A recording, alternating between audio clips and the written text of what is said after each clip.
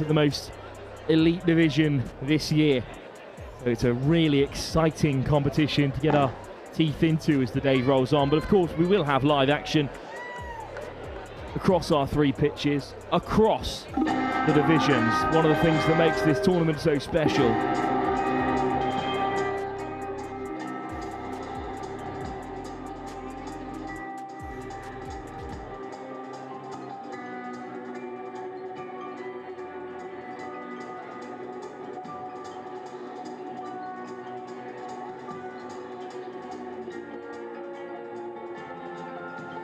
And Ireland through the gate now as well in that far corner. The Irish delegation, well, there's a lot of fire around their men's open side, who are looking like serious competitors. Again, it will be England who were the slight favourites, but Ireland took them very close in 2023. And as well, a fiery game at the World Cup. Ireland performed well in recent years. They have a really strong side. It will be their women's team, though, who get the competition started this evening. How exciting is that? A big delegation from Ireland, a strong delegation as well. Old Wesley, that grand club over in Ireland, is performing so well. They, of course, hosted the Youth Atlantic Cup last year in Limerick, and it was great to see some home success for the Irish in that competition as well. The Women's Open didn't have the best time of things at the European Open just last year, losing 5 out of their 7 games, including a defeat to France in the tournament. But they'll be looking on top form today. That was an uncapped competition. That was a warm-up, if anything. Nothing like what we have here today. European Touch Championships. Italy through next. They sort of broke onto the scene good and proper at the World Cup in 2024 when their mixed open side looked very impressive. It's a category they always shine at, but also their men's open team continues to go from strength to strength. Really interesting to see how Italy fare in the competition. No women's open representation for them in this tournament. No men's open either this time around, so they've thrown all their eggs open basket when it comes to the elite divisions, as we expected. Just as Jersey break through for the first time, I will throw you down to Joe Wright, who is pitchside. Yes, thank you very much, Wilf. He keeps trying to walk away from me, but I am going to get a word with Chris. Chris, we've done plenty of work, well, behind the scenes for the media side, and we've been asking everyone else their opinions on this European Championships, but not your own. What do you think? I genuinely thought that gathering down outside the Opera House that we were at, and you very kindly did a Martin-style grid walk for it, was the best. It's you know, I've been to 4 European Championships now, and that is far and away the best one, including the ones we've had in England. So that's the overall atmosphere. We've got the Portuguese behind. If you swing around and take a look at this lot, they've been dancing away in town. Overall, I think the atmosphere has been brilliant. It has been, and that's what this competition's all about. You know, all of the serious action starts, you know, in just an hour or so's time. But I think, given how close we are to the World Cup, I think there's going to be a lot of interesting games to watch out for. I know England are in a particular phase of development. You know, we've seen a lot of teams move, you know, men's open players move up to the men's 30s. Seen a lot of men's 20s players move up into the men's open, which then obviously opens things up for, you know, for other nations to potentially come on. But then, you know, we know the caliber and the desire of these under 20s, of these men's 20s players who stepped up, and they're going to want to prove a point. So I think, you know, there's a lot of new coaches. I mean, I don't know enough about the rest of the European teams to really know, but, you know, France have developed. England, as I say, have had a lot of coach turnover as well in terms of moving. So it's going to be really interesting to see how, you know, how everything starts to settle 18 months out from a World Cup. And isn't this such a statement of where touch has gone in such a short space of time? Like, we've been talking about the spectacle of it all being really impressive and quite palpable as well, the feeling around the grounds. Normally, you come into these tournaments and you think England are a shoo-in in all of the categories. That is anything but the case, right? Absolutely, and the other thing as well is just the sheer size. I was thinking there are a couple of nations who you'd normally see here, like Luxembourg, for example, who have not here, unfortunately, and Sweden have sent a mixed 30s team in previous years. But actually, you know, in terms of the scale of the tournament, it's not a million miles off, say, where the World Cup was certainly in Coffs Harbour, and not far off what it was in Malaysia in 2019. So just in terms of the scale of how the European national touch organisations have grown, I mean, we're seeing Scotland come past us at the minute. You know, they weren't, you know, a couple of years ago, their team was a lot smaller than it is today, and we're seeing with Ireland as well. You know, the Irish team, massive, absolutely massive, and so yeah, it's from a European perspective, it's brilliant, absolutely brilliant to see. Yeah, absolutely. And you know, Team Scotland are coming behind us now. They are sent so many teams to this tournament. They have really established themselves as one of the sort of premier nations on the touch circuit in Europe, and I know that for them this is an opportunity for them to go on leaps and bounds and challenge for those medals, where previously they would have had to have a perfect tournament to do it. Now it feels like a very, you know, set thing, and we've got Touch Spain as well who are coming in. What about Spanish touch developing over the recent years? Yeah, I think as I say, you see a lot of them. A lot of these nations, as you say, are developing rapidly. I think what's helped with this is the changing competition schedule. So the cycle. So you've got World Cup, and then every 2 years you've then either got Euros here or Asia Pacific for obviously Asia Pacific. But then in between times you've then got a slightly more development tournament. So you had the Opens European Cup, the Seniors and Masters European Cup, and as a result I think that just benefits all the nations.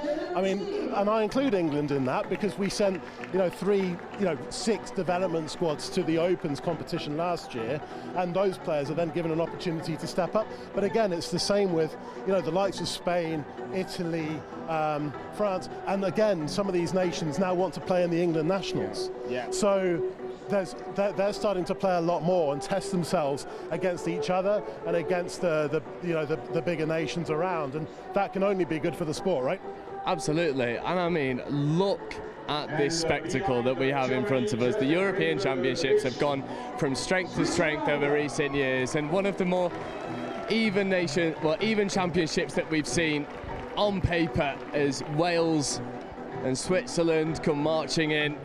It's set up to be an unreal week of touch. Oh, it's going to be brilliant. I think that it's a beautiful weather for it. The last time we were here in 2023, I think it's one of the things that you were asking, that we were talking about back at the Opera House over a coffee and a nice ice cream, was kind of like what's different compared to 3 years ago. I think part of it is because it was 3 years ago since the last Euros. I mean, we had the World Cup in England, which then dominated everything in terms of England touches planning. But it has been a long time for that. So of course everybody's just really excited to be here. And as you say, over the side. And the other thing, 3 years ago, the humidity was absolutely it was just really hard going for everybody. Now you're looking at 30 degrees max out, and no humidity, which is brilliant. I mean, that's 10 degrees cooler and a lot less humid. You're going to see a lot better touch as fatigue doesn't kick in as much later in the week. Yeah, we've spoken a lot as well in recent years about the perceived gap between England and the rest of the nations in Europe. And I was having this debate on a podcast a few weeks ago, saying it's actually quite a positive thing because a lot of teams are playing catch-up, which drives them further, especially when you talk about sort of like Australia having their monopoly, and we've spoken enough about the Australians for my liking, so we'll park that one for now. But you're seeing teams like Portugal touching Spain, going from strength to strength as well. They're setting up their own Nations League, they're setting up a lot of regional divisions, not too dissimilar from the NTS style tournaments that we have here in England.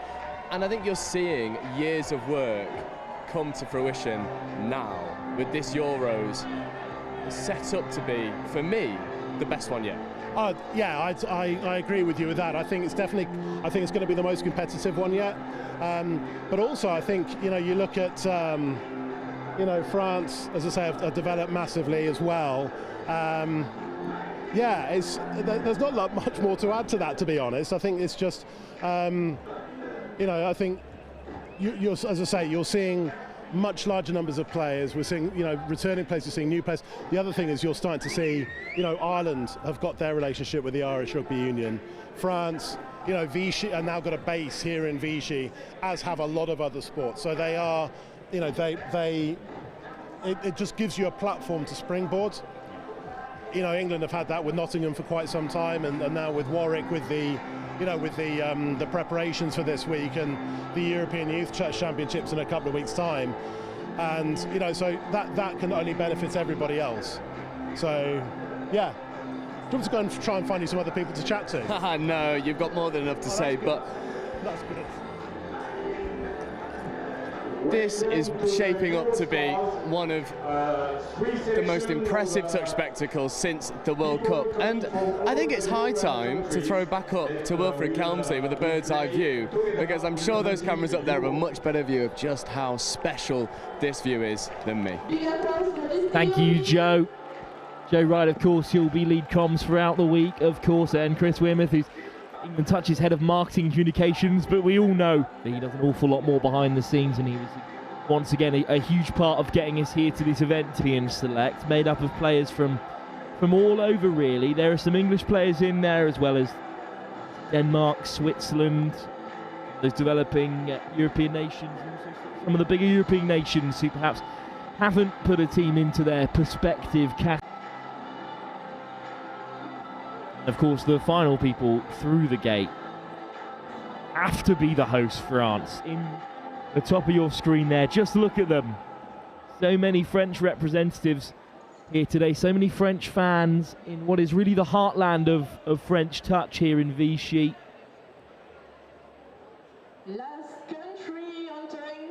They're going to get a good round of applause here from all in attendance.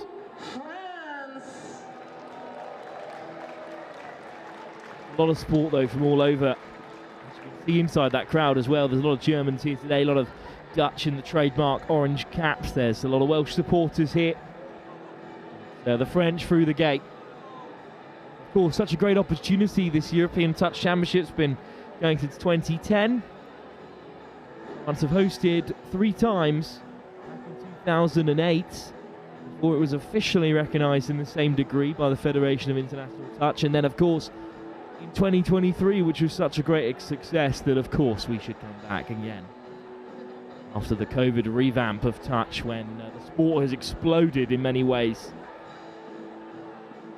The question on everyone's lips is who is going to challenge England at the top of these various pools, and I think the French have a great opportunity to do that. They are silver medalists, of course, in the Women's Open, 2023's edition of the European Touch Championship. They are under 20s women's champions from the Atlantic Cup a year ago.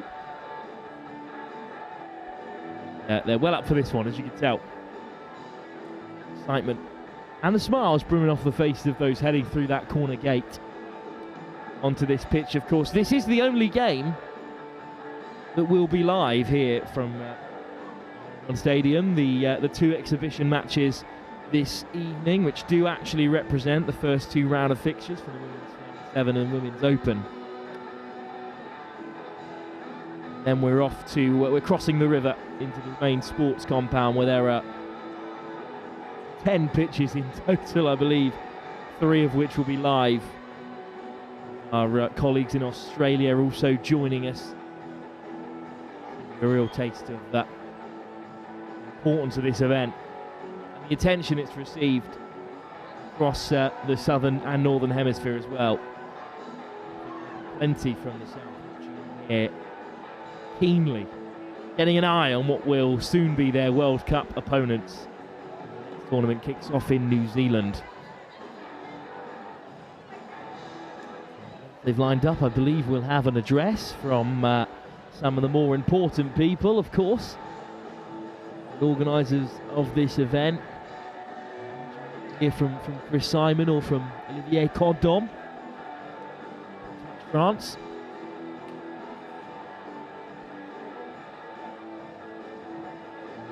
Stunning evening here. The canvas just blocks out those players, so no chance of a chill. I think we're going to stay nice and warm into the evening here.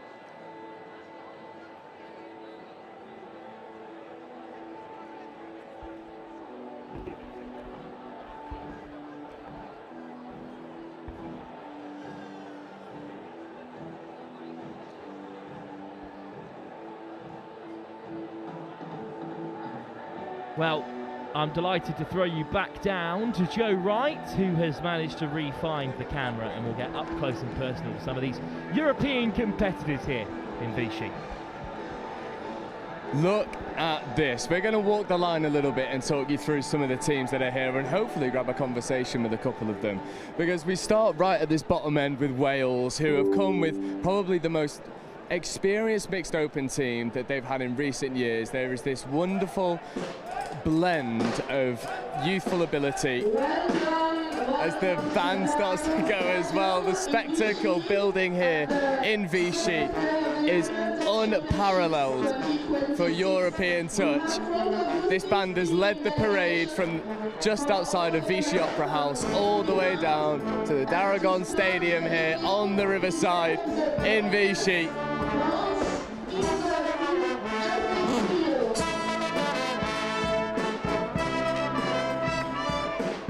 And the energy is building. The teams are getting involved. Team Wales, Team France, the host, Switzerland.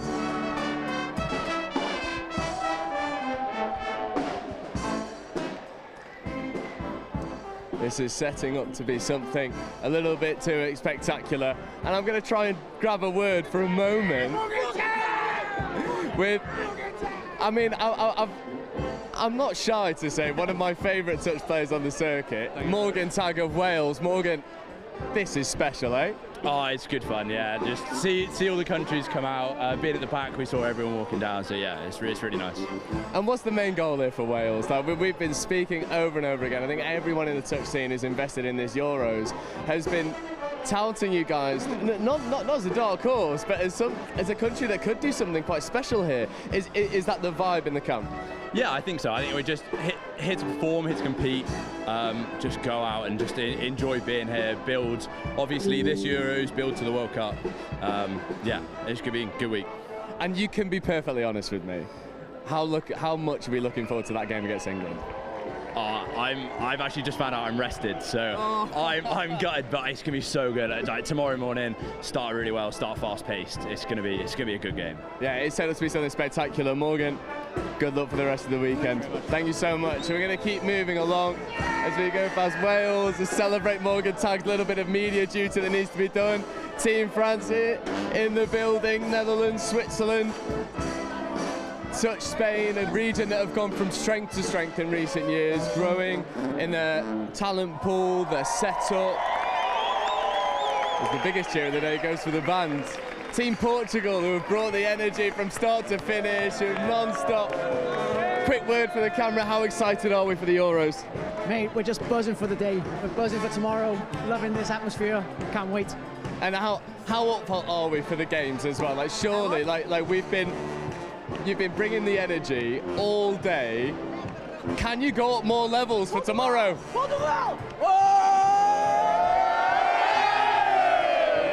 There's your answer. Good luck, my friend. Take care. This Euros is billing to be something special. Everyone's bringing energy as we walk past. We're going to make our way over towards Ireland. I'm going to see if I can spy a couple of the boys who have sort of honed their trade in England. Yeah, I'm sorry, you've been nominated by a friend. Getting the heart of Team Ireland. I'm very good, how are you? I'm very good, how are you? Yeah, absolutely buzzing. How are we feeling for the Euros? Mate, we can't wait. We can't wait, boys, can we? Get up! Get up! Yeah, we can't wait. We can't wait. We'll see you there, pitch one. We'll be there every day of the week. Let's go on! That'll do. That's Ireland.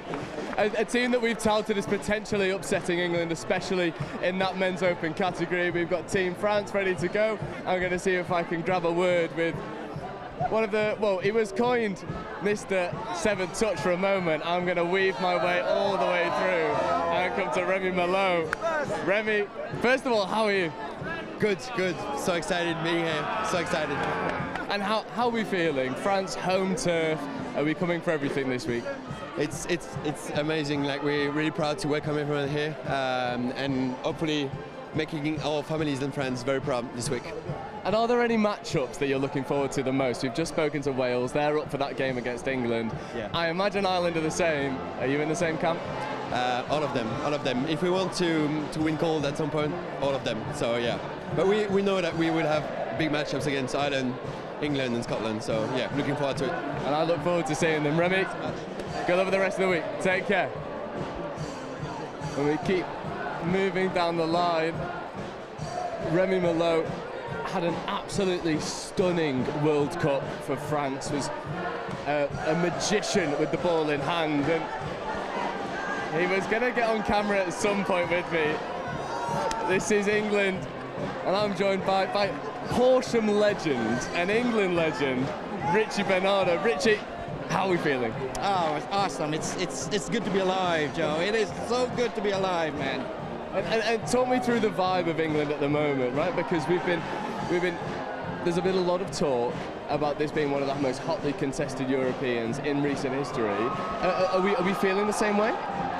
Not that I know of. We are very confident, man. I mean, England is a very, very strong team. So we brought a really, really strong contingent, and yeah, we are expecting some really good stuff from England anyway. So. There's a reason you're known as one of the nicest guys in England. So it's like that was the politician's answer. That was not hurt anyone's feelings, but back the nation. Yeah, I mean, again, you know, it's touch is like, it's an awesome sport. Like, just look around you, man. I mean, where can you find a sport where I could still play? Like, I am older than time, Joe, and I am still in the pitch, man. It's awesome, man. Oh, good. Richie, thank you so much. Enjoy the rest of your week. And Mark, you had something to say. What do you think? I think England are just going to wipe the board. That'll do. Yeah. Thank you very much. Authoritative. He knows what he wants. England going for the victory as we walk past Team Chile, Cayman Islands, Belgium, the Euro Select, and Germany. This European Championships is becoming probably, well, certainly one of the best tournaments on the calendar. This European Championships have gone from strength to strength. It's going to be the largest of its kind, and I'm going to pass back up to Wilfred Kelmsley, who's going to intro a little bit at the start of the first game and really summarise what this spectacle looked like from up there in the commentary box. Thanks, Joe. Yeah, people just starting to fade away as the organisers are getting a grip on things. I was just caught by Chris Simon up here in the comms box. We had a little chat. I'm looking to get my hands on some merch because it looks excellent here today.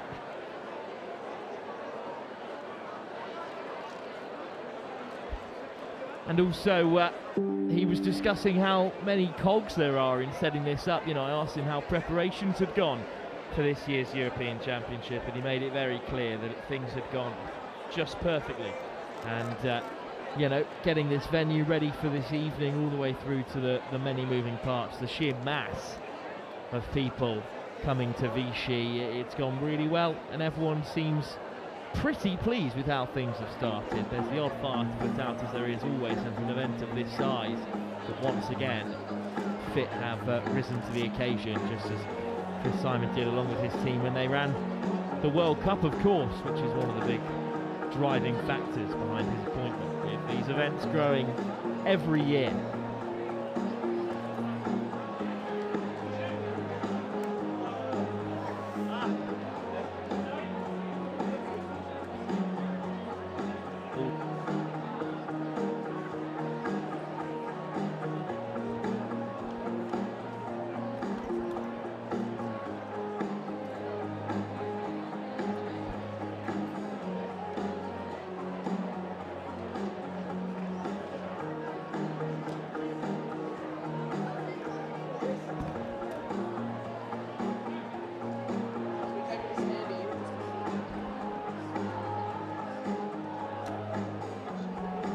Well, they are doing a decent job at clearing the field as well. I can't believe the pace at which they've done that.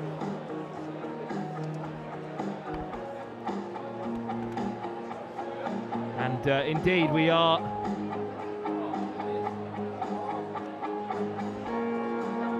they are just preparing for the start of this ceremony. We are due to tap off our opening game of the tournament at 7:30.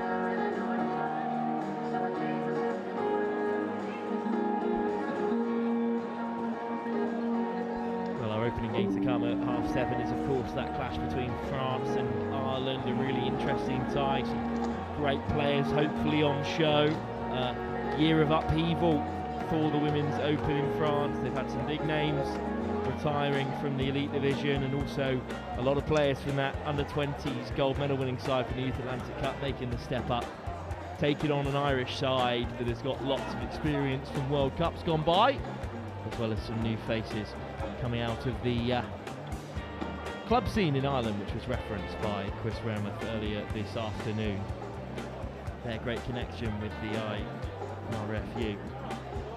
So now that the field is thinned out, you can see there is the Italian side getting their team photo while they have the chance, and then in the centre of the park here is the remaining representatives, the captains of each team, plus the flag bearers from each nation. It's great to see these special players getting a bit of special attention. Nothing wrong with that, and a major event like this.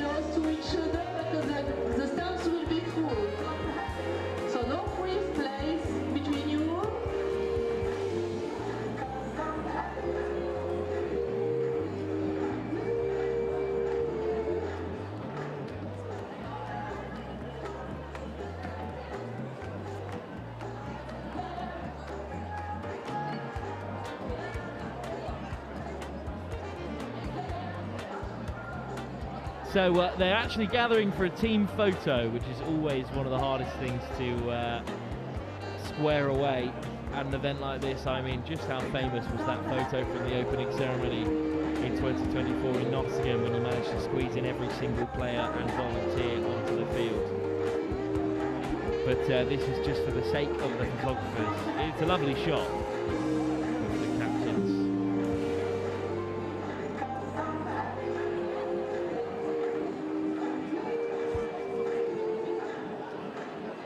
And there, the players taking to the stand. I'm fairly certain that there's going to be a full house here for our opening game of the day, which is, of course, round 1 of the Women's Open between France and Ireland, due to kick off in about an hour's time.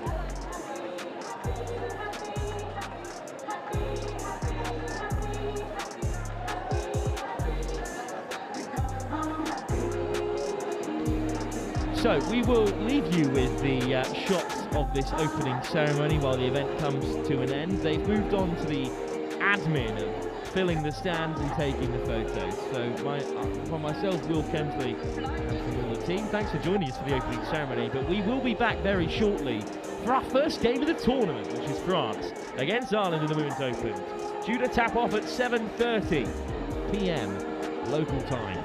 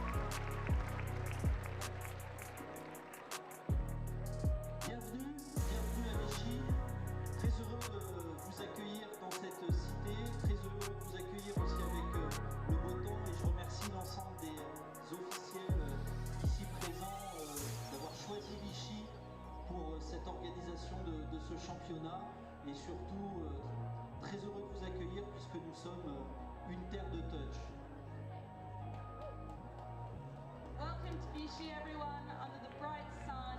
We're delighted to welcome you here. It's the centre of cultural heritage in France, but also a dynamic centre of France. So thank you to every official for picking us.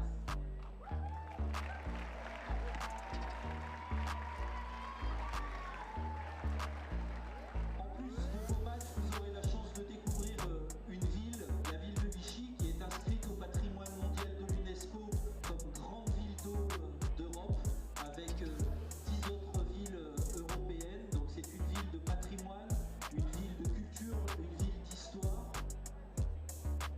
So if you find that you have any time at all between your games, you'll find that Vichy is an incredibly rich place with lots of culture and heritage.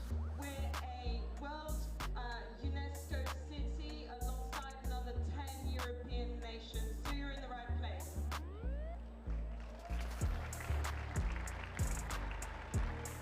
Une ville de culture, mais aussi une ville de sport, c'est pour ça que vous êtes là. Une ville où les sportifs du plus haut niveau mondial viennent se préparer, viennent s'entraîner. Pendant les Jeux Olympiques de Paris, on a eu la chance d'avoir 250 athlètes qui sont venus se préparer pour les Jeux Olympiques ici, et 250 athlètes qui ont gagné par la suite 50 médailles. Vous aurez probablement l'occasion de croiser aussi au niveau du centre Omnisports l'équipe de France de judo qui est actuellement présente, et pourquoi pas dans quelques jours, puisqu'il doit arriver avant votre départ, Léon Marchand qui vient aussi s'entraîner et qui est notre champion olympique français. So to feed Touch's Olympic dreams, maybe Vichy is the right place. It hosted over 250 athletes training for the Olympics, over 250 athletes who trained here won Olympic medals, and you may be lucky enough to meet with the French judo team, which is currently training here, and our national treasure, the Olympic swimmer, Léon Marchand, who is arriving at the end of the week.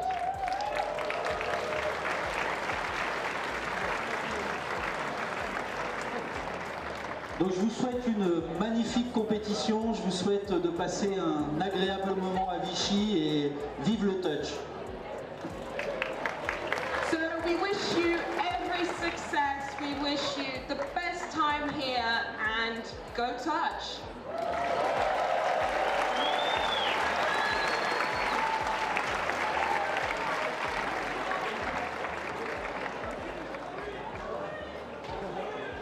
And now, Mr. Olivier Cordin, the co-director of the organization and part of the administration community of Touch France. Thank you. So first of all, good evening and welcome to Vichy at this wonderful stadium d'Aragon. Vichy is not only where we're going to play these games or all our competition, but it's also the beating heart of touch rugby in France. This is the place where the Centre National de Touch Rugby is hosted, and it's where we organize most of our main competitions. So I'm honored to be here and speak to you tonight. I do it on behalf of our president Jérôme Brahim, who cannot be there. He and his spouse just got baby twins a few days ago, so he stayed with them. So he asked me to speak on his behalf, and so I took the task. So what is important for us is to thank Vichy community. So they are represented here by Mr. Aguilera, so he's the mayor of Vichy and the president of Vichy community. There is also Jérôme Curie, so the deputy mayor of Vichy in charge of sports. He was there. And I would also like to thank the mairie of Bellerive-sur-Allier, who hosts the Centre Omnisports.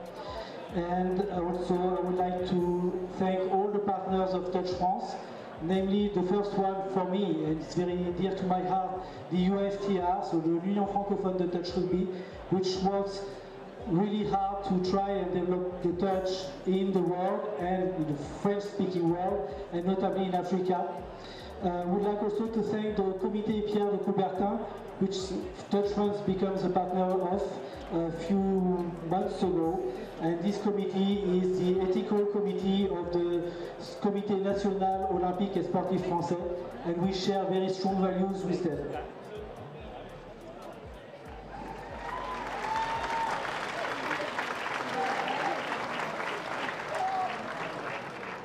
So I also obviously want to thank the rugby club of Vichy for hosting us here tonight, and also, because it's extremely important, all the volunteers, all the staff members, all the managers who made this competition possible. It was not extremely easy to organize, so thanks to all of you. And we would like to thank the FIT for trusting in Touch France for organizing this competition again. It's the third time that we have the Euros in France. This one is particular, it's the biggest one of all. It was a challenge. We had difficulties with the weather, some stress about the weather. A few weeks ago we were scared that we would have to cancel the whole competition because of the heat wave. So luckily here we are, and we can start this competition, we can launch this competition, and I'm sure it's going to be a success. The players will enjoy, the staff will enjoy, the manager will enjoy, and the volunteers will enjoy their time. It will be tough sometimes, it will be funny sometimes, there will be some tears, there will be some smiles, but at the end what is going to win is one of the most important values of sport, which is friendship, sharing, and the mixity and the inclusivity that our sport carries.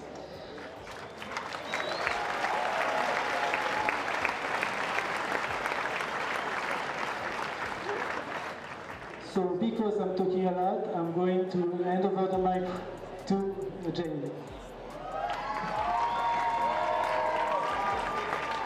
And now, welcome to the director of the International Federation of Touch, Jane Gimber from Belgium.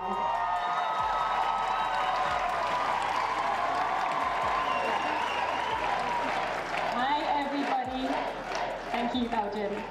On behalf of FIT, it is my great pleasure to welcome you to the European Touch Championships 2026.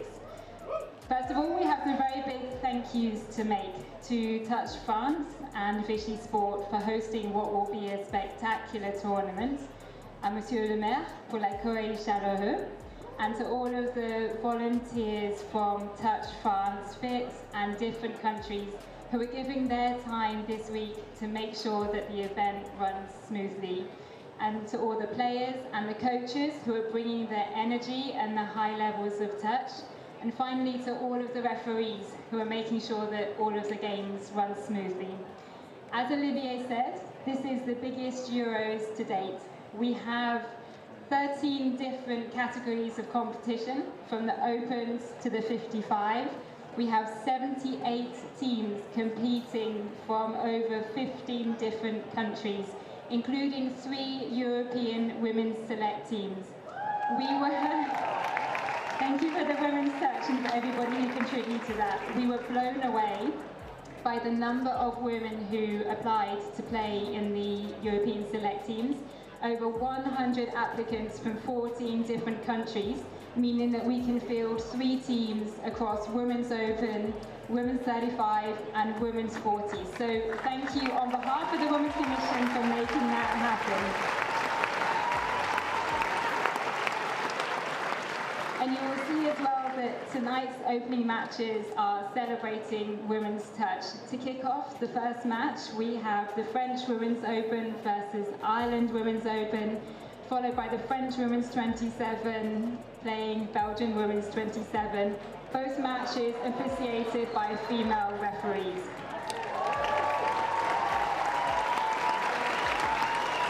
So thank you very much everyone. Enjoy every moment of this week and have a fantastic championship. Thank you.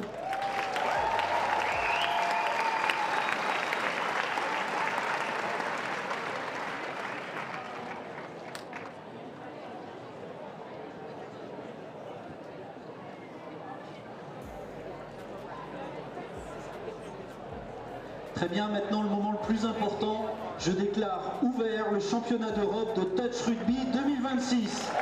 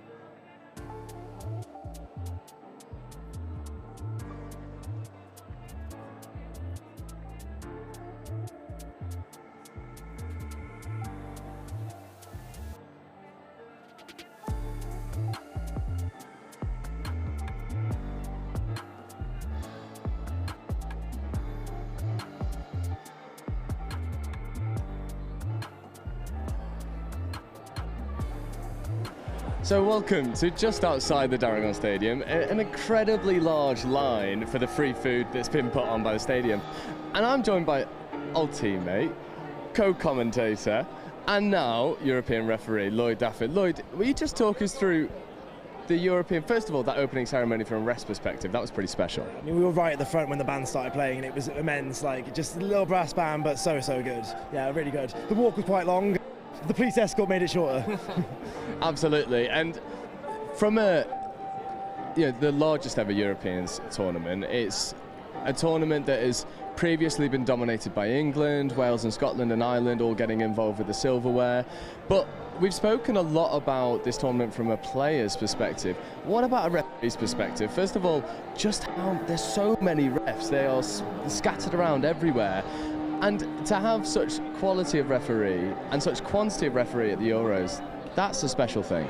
Yeah, I think there was a Euros in 2018 where people were getting their level 1 badges at Euros, and now everyone here is referees I recognise, referees I've seen ref before, referees I know ref to high standard. In our briefing, there's like best part of 100 of us in a room, which is immense to see. And then on top of that, because there's so many games and there's such a high level, the schedule's going to be very much in flux because we've got the numbers. So if someone's injured or tired, normally that's, oh crap, that's a player ref slot, that's a this in the local level. But no, there's people to fill in. Everyone's got like water carrying schedules, scorecarding. It's going to be a full cohesive unit, which is something you don't really get at like the national level comps. Yeah, and can you just, as much as you possibly can, take us inside those referees' briefing for a tournament this big? I think often the emphasis gets put on the players. Yes, they provide us with moments of magic, they get us up for it, they get us screaming. But these games don't happen without the referee. So what does it look like from a behind the scenes, from a ref's perspective? I think it's kind of the focus is on the changeables. Everyone here, it's like when you're playing a game. At half time, you don't want to go, oh, here's a new move. Nothing can be changed. Everyone's here experienced ref. They know what they're doing. What they want from us is just keep the basics going, stay hydrated, a lot about player safety, player welfare in this heat, and just kind of like, here's the things you need to know specifically for this tournament, the location, the accommodation. They did, like, all the rest of it, we know the rules. We can refer the rules, like, nothing's going to change there. If you have a specific question, like, you go ask, but in general, we're all competent. It's about, like, the specifics for the day. And are we, you've touched on the conditions as well. We've been speaking to a couple of the players. We did a sort of walkthrough for the parade, and we spoke to a couple of the players at the front of that parade when they got to the Darrington Stadium. From a referee's perspective, I suppose you can't sub, right? You're on the pitch for 40 minutes. You're taking advantage of those 5-minute breaks. It takes a lot of fitness. I mean, yeah, so for the first time in my life I had to do a fitness test so to know what games I can put on. So I think I'm top 20%. So I think they're not going to completely remove you from the Opens. But yeah, like there's been fitness tests where again everyone's ready to jump on at any moment because we've got 5 refs on every pitch. 2 will be helping out and 3 on field. But even stuff like we had to consider water breaks. I know the World Cup's just happened, hydration breaks are all in the news, but there has been a case of if it's too hot, you have to be divided into quarters, and the hydration break will be everyone stop, remember where you are, we'll go get a drink and then get back on. So that's kind of things that have to be banned. So not just the World Cup taking advantage of some hydration break, right? It's here at the Touch Euros as well. And one final word for me. I was speaking to Theo Edwards earlier. He had some quite bold predictions about some outcomes of some of the divisions. Obviously, you've played for so long. We were teammates at Crewe and Nantwich, so we both know this game through and through. Do you have any bold shouts for us at the Euros this year? Oh, that's a good question. What I want to... That's my prediction. I think France go and win the whole thing in the mixed. Wales lose in the semi, and England lose them in the final. Interesting. Lloyd, thank you so much for that. I will allow you to get back in a very busy queue for some very brilliant food. We're going to keep walking the line a little bit and try and grab some people. I'm going to come to another teammate. I've gone from a former teammate to a current teammate. Well,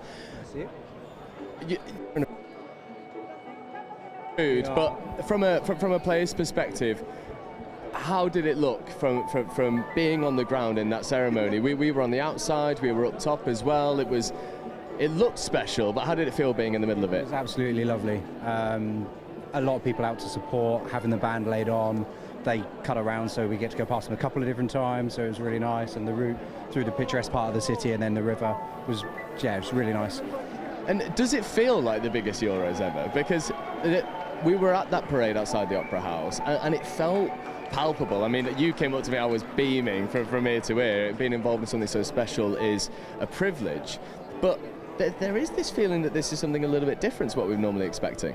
Yeah, I think the stats speak for themselves. They covered in the opening ceremony. It is by definition. It's often hard to see because you're within your own clique. We're in kind of in camp now. You're in the team, so you're really worried about your little bit that's going on. So to take this and kind of step back and see the full thing is good. Absolutely, and I've got a penny for the thoughts of the organisers who have been able to put this spectacle on. What a wonderful advert for Touch this is. We were speaking to Lloyd Dafford from a referee's perspective, looking at what goes on behind the scenes. Can you take us, as much as you possibly can, behind the scenes of your training camp and how you've built towards crunch time? Yeah, sure. I mean, it's been going on since back end of last year, and it's all the time from the behind the scenes people, the team managers, the coaches, the England Touch management team, making sure that all the coaches are doing the same thing with the different teams and getting the All England camps in. I think it's fair to say we're away once a month at least. And then sometimes teams have their own little get-togethers on top of that as well. So it's a long time to get here, but now we are finally here. Unfortunately, one or two had some life circumstances for us in particular that means they can't be here. So we've had a couple of last-minute jigs and changes, but I'm sure it'll be absolutely fine. And we're just looking forward to getting out there tomorrow. So bring it on. And one final word for me before we throw back up to Wilf in the comms box. How are we feeling about performance? Are we looking forward to this, or do we think it's going to be plain sailing, or are we going for gold? No, I think it's going to be a challenge. I think every tournament, each nation is getting stronger. In Touch is getting stronger, but so are the others. I think some of the podcasts some of the lads listen to, there's some other teams are favourite in certain divisions. There's been a little bit of chat about that, so it'll be seen. We'll find out. We'll see how we get on. So absolutely. Thank you so much. I'll let you get back to your spot in the queue. We're going to keep moving backwards as well. I wonder if I can grab a word with someone from Team Belgium to talk to us about their tournament and how they've gone. I feel like you've been nominated. So Team Belgium, how are we feeling at this Euros? Look, we're very happy to be here. It was a great opening ceremony. Very excited. Women's team, Women 27 team is playing for the second game, not the opening game, but the second game, so we're all going to be behind them. So, go Belgium. Yeah. And are we, a lot has been spoken about the mixed division specifically being as open, but not only that, but all of the seniors categories as well. From Team Belgium's perspective, what's the goal here? Look, we're here to have fun, win as many games as we can. Getting experience as well, and look, we'll see where it gets us. There's so many good teams. We're sharing a hotel with Ireland. They look like they have great players. We're very excited to be here, so we'll see where it gets us. I love that mentality as well, just enjoying the sport more than anything else. And as much as you can do, can you just quickly touch on how Touch is developing in Belgium specifically? Because we've seen a lot of teams like Germany and Spain and Portugal sending the most amount of teams that they've ever sent to a Euros. It seems like Touch across the continent is growing. Is that the same in Belgium? Look, I've started Touch in Belgium about 10 years ago, and we've been growing incredibly since. I think we started with 4 clubs. We were struggling to send 1 team in the Euros, and now we're sending 3 teams. It's been consistent. I think it's I don't want to say something stupid, but I think it's the 4th Euros where we're sending at least 2 or 3 teams. Amazing. So it's more right now with developed, and it's about stabilization and consolidation. But we see many teams growing and sending more and more teams, and it's a great feeling. It's great sports, so it's good to see it growing. Yeah. And the growth of the sport across the continent has just been phenomenal. It's gone from strength to strength. I wish you all the best for the rest of the tournament. Thanks, man. Enjoy your week. And we're going to keep moving, and I'm going to try as best as I possibly can to get a word with someone from the Cayman Islands. I wonder who'll be brave enough to come and step on camera. I feel like you've been nominated. Would you like to come and have a look? You can come as a duo if you'd like, if that makes you feel a little bit better. First of all, can you introduce yourselves to the camera? Who have we got here? I'm Doug Rowland. I'm Tommy Keogh, sir. And how are we feeling about the Euros? I mean, being involved in that opening presentation was pretty special from our perspective. Cayman Islands bringing in the energy as always. Did we feel the buzz of that one? Yeah, it was very cool. Very cool. It was quite cool seeing all the teams all lined up on one field together. Yeah, it was pretty impressive. And what's the aim for the Cayman Islands at this Euros? We've spoken to Belgium, we've spoken to England, we've spoken to Wales, Ireland, so many teams. But the Cayman Islands, I mean, you've got some flash stash on as well, right? Like the kit's lovely. Are we trying to get the performances out there as well? Yeah, that's the aim. It's only our second international tournament. So yeah, we're still pushing the boat out there a little bit, trying to grow the sport at home and trying to grow our name amongst the other countries here and to show them what we can do. And how is the sport growing in the Cayman Islands? Because we're speaking to Belgium. This is their third or fourth competition. They've been able to send multiple teams. We'll keep moving forward so you don't lose your pace in the clue. Don't worry. How is it growing in the Cayman Islands? We'll come to you first. It's going quite well. We've actually have a youth team coming up in a few weeks. I think it is for the junior tournament as well. So that'll be quite impressive getting like that. Yeah, there's a very good youth setup at the moment. A lot of the team is similar to the World Cup back in Nottingham 2 years ago, but we've still got a few guys coming up and a lot of youth teams There's a couple of youth coming players through. playing with us now in the seniors as well, so it's promoted up. So yeah. So the sport is going from straight to straight in the Cayman Islands then, yeah? Yeah, sure. Someone's moving home to be a coach. So stepping into a bit of a coach, right? Is that what I'm taking? Maybe eventually. Amazing. Well, boys, thank you so much for doing that. I know it's scary with a big camera, but thank you very much. We'll keep moving as well and just try and get a hold of maybe someone you've not spoken to. Oh, well, that's a really easy job. Come in here. So this is Bibi Pullis, or as I've been calling her, Bibi Pulls for the past few years. Bibi, how are you? I'm okay, thank you. How are you, Joe? Yeah, absolutely buzzing. That opening ceremony was something spectacular. Yeah, it was long. The walk was really long. It didn't need to be that long. And how are we feeling going ahead of the Euros? Obviously, we've shared the pitch together. We've also done a bit of commentary together. We've spoken a lot about how touch has gone from strength to strength. Do you think we're seeing that here in the biggest Euros of its kind? Oh yeah, I mean, obviously, like, I'm not playing for a nation, I'm playing for Eurostars, but just to see that we're able to field a team. Bear in mind, there's 11 nations in my team out of 16 players. That means only 5 players are from the same country.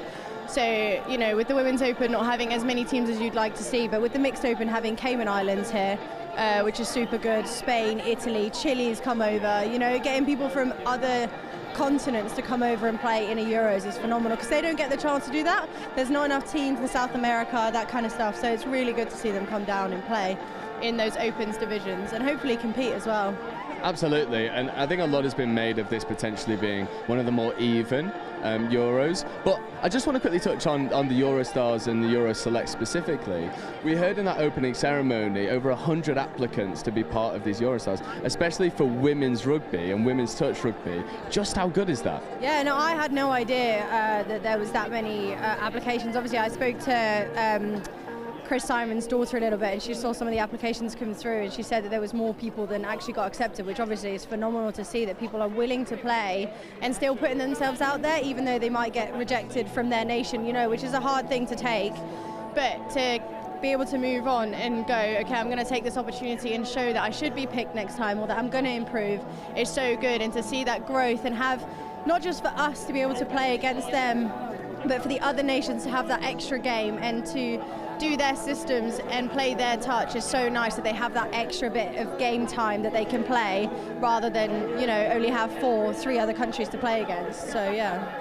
I think it's a testament to just how much the sport has grown in the years as well. Like the Eurostars typically specialised in the senior categories, but to get them representing the Women's Open, I think is really powerful. And you touched on quite an important point, that there's obviously that desire to grow the sport as well, because people get rejected from their nation and then they come and play for the Eurostars. That's quite an unheard of thing. Yeah, I think, for me, obviously, I didn't get picked for England, and it was either I dwell on it and I watched the Euros from home, or I take the opportunity that I've been given. And I might not play with a team that's as good as England, but it gives me the opportunity to play my game. Same for all these other girls. They're going to show their nations I should have been in this team, or at least give their best chance that they, their best shot that they can give, showing that they can play touch and that they can develop and learn. Because that's what you train together until this morning. But the one thing you see the entire time is that from the start until the very end, the development is so big, which you might not these countries that have been training together for 6 months to a year. So I think that's something so special about this tournament, is the opportunity to grow as a team from not knowing each other at all to playing together and for each other. Absolutely, and I think that's an opportunity that only the Europeans really gives you. You know, this welcomeness. I mean, we saw it in the speech given on the pitch, that emphasis on inclusivity and diversity. This Euros is something special, and I've asked the question more than a few times now. I'm going to put you on the spot a little bit because you do the same to me, especially when you told me after 2 years of commentating you that I pronounced your second name incorrectly, which was a very nice thing. Have you got any bold shouts for the Opens categories? I would like to think that, I know I've been training with England women's and they've got a very good structure, but I'm hoping that the other nations, especially France, can push them to the very end. They've got the likes of Léa Martin, as you say yourself, who's very dangerous on the line. She's a big threat, but obviously at the end of the day it's about playing as a team, and that's what England do very well. In terms of men's, I know you've mentioned Ireland yourself. I know the men's, and they are a very new team, but when it matters they switch on, and I think that's like, they can lose in the group stage, but as soon as it matters they'll switch on and they'll win.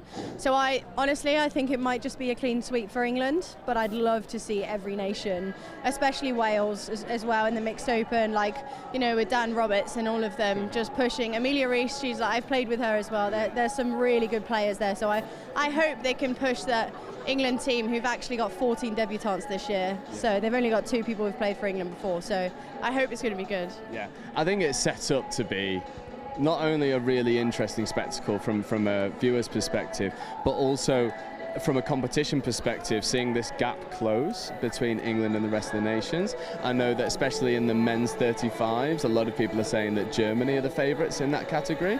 I know in the women's open, France have got a great shout. In the mixed open, it's a really close one to call.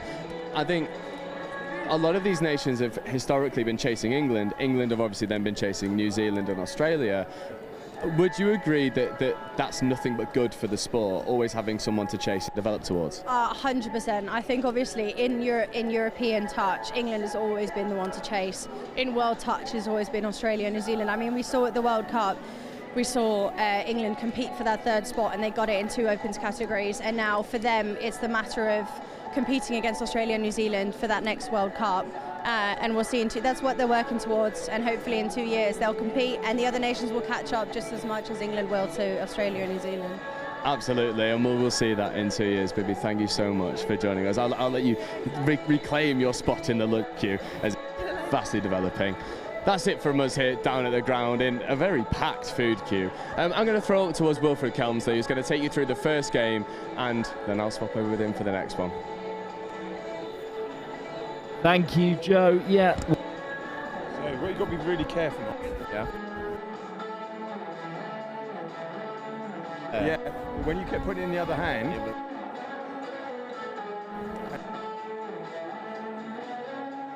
I thought that was a sweet spot, right. So we'll try and get there. But yeah, so you just got to be conscious. Joe, we're just getting our set up here for a huge fixture in the Women's Open category, of course. It is a huge day, the start of European Touch Championships, and it is a real competitor for the title. Is France in action, taking on Ireland. That's all I could hear him shouting in there.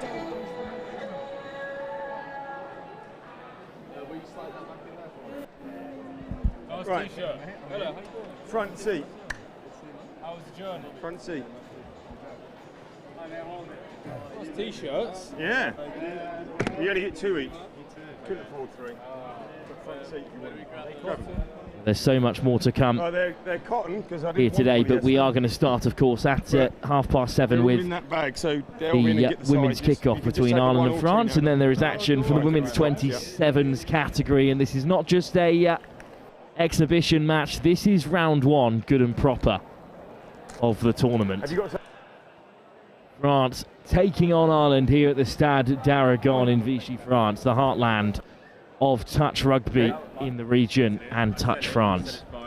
I listened to it and it was fine when he was talking. I could hear him the whole time talking. Well, I could hear you.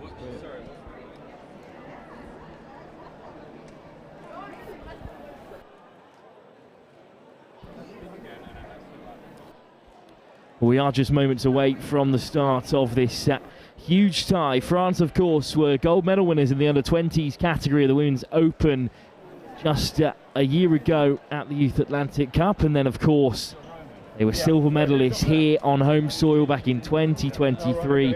They have had some huge changes in their ranks and also a couple of retirements to different divisions, but also this young core of players that were part of that under-20 side that have all taken the step up into this category.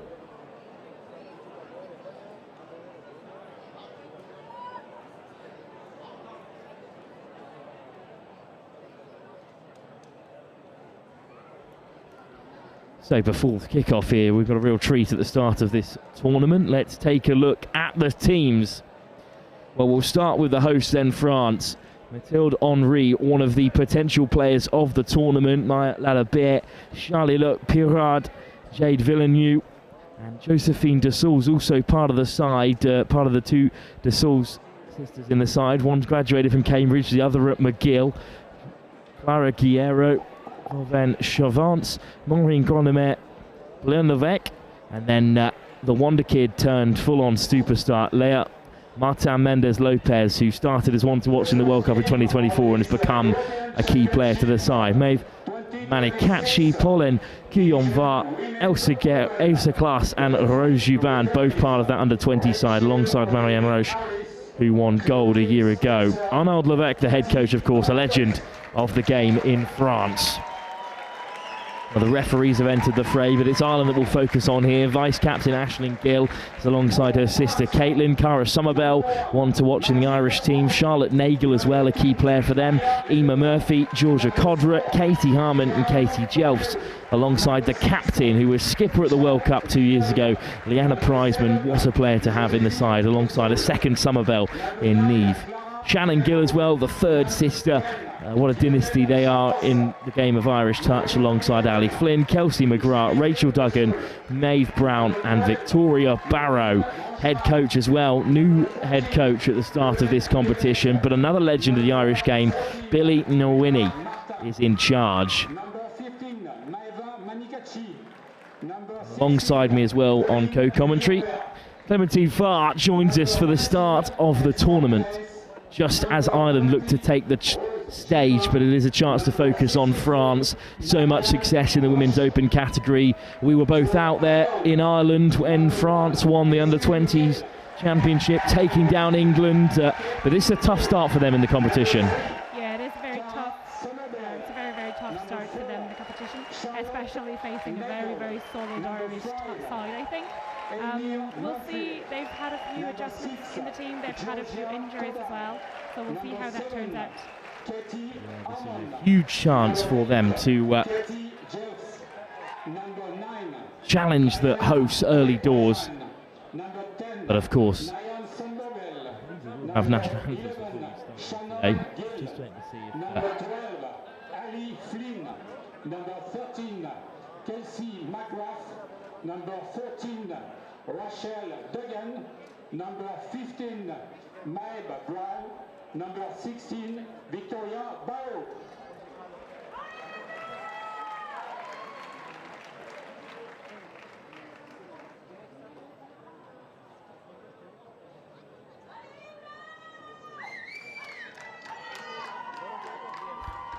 So just double checking the schedule, we are going to get underway real soon. Clementine back alongside me. I mean, of course England are the favourites in this tie. I mean, England are the defending champions. They are the record champions across the Men's Open and the Women's Open especially. But some big chances in this tournament. And as we were discussing in the build-up, there is a chance that England could come away from this European competition without any silverware, because there is so much strength growing on the European scene in Ireland, in France, in Scotland, in Wales. Well, that's a very risky bet to say, but to say the least. But I agree with you that there's very, very solid sides in this competition, especially in the Women's Open. The real question is, who will be in the top three? Well, that is the huge question, of course. And with semi-finals to come in this category later on in the day, who knows what can happen. So we should indeed, as you said, go live with this game. Any minute now, there's a bit of a late Fiji for the French side. And of course, some late warm-ups on the Irish side as well, but also some brilliant chants behind us. You can hear them loud and clear. There's a huge audience here because, of course, we've had the opening ceremony, and it looks like pretty much everyone has stuck around for these first 2 games, which, of course, you'd expect because everyone is so excited about the first tap-off at the European Touch Championships 2026. I mean, why shouldn't you stay for those games? I mean, it's going to be an exciting game, 2 exciting games, if I may say. A very, very strong start, and especially a pleasure to have both games that are in the female category and refereed by an all-female side. Well, it's interesting that the message written by Olivier Cardon, the representative of France Touch in the build-up, did say that a big part of having these 2 women's games here at the Stadio d'Aragon was about centralising women's sport as, particularly key figures in the growth of touch, because women's touch has never been at a sort of uneven keel with men's touch as it's begun to grow, which it has been, of course, with so many sports. I mean, in the case of things like football or soccer, of course, women were completely banned from competing due to its popularity in places like the United Kingdom. But women have always been key to the game of touch. Female referees, female coaches, female players, they've always been at the heart of that. And that's exactly what France Touch are trying to remind us of by having the first 2 games, and the 2 games here at the stadium, under the lights. The first massive showing of this competition are both women's fixtures. It says a lot about their commitment to making sure there is always a balanced growth of the game. Absolutely, and I think it's a very, very good decision as well from Touch France, because we've seen the girls rise up the level, not only in France, but Ireland as well, Scotland as well, in Belgium as well. There's just so many talented women out there, and I don't think there's enough space for them in the mixed team, so of course they have to have their women's category as well. And why shouldn't they? They're really good at what they do. Absolutely, and it will be France who tap us off here, going right to left in the first half of 20 minutes, and we are underway at the European Touch Championships, and it's a brilliant early drive straight through the centre. Charles Pirard makes some good yards, and would you believe it, they're already up to the 7. First chance for France to strike. Off goes Levesque, floated over the top. First score of that tournament! Yeah, and France will take it. Lovely try. I mean, we thought it would have been a Cindy, like a backdoor for the middle, but then Bleu and Levesque actually reversed the play and found her winger, who really clever, managed to just go around her one wing and score this first try. Clara Guerrero off the mark, the fastest here. What a start to the tournament. First drive for the French and their women's open side. Silver medalists here in Vichy 3 years ago, and they are underway on top. Ireland straight away looking for the rapid response. It's Gill operating in the centre. Round the corner comes Shannon Gill. Very good dive, but a solid defence by Marianne Roche. So Gill of the Caitlin variety finds Shannon Gill looking for the switch. Ball goes down. That's a very, very strong start for France. They score first and then they get a really solid defence. Now they have to just go up the pitch. I mean, they've got what they're doing and just keep gaining ground. They've got fantastic home support behind us here at the Stade d'Aragon. Just a slight tumble, unfortunately, from Marie Grandgemet. So it will be back with Ireland here, and they've still got both Gills operating in the centre of the park.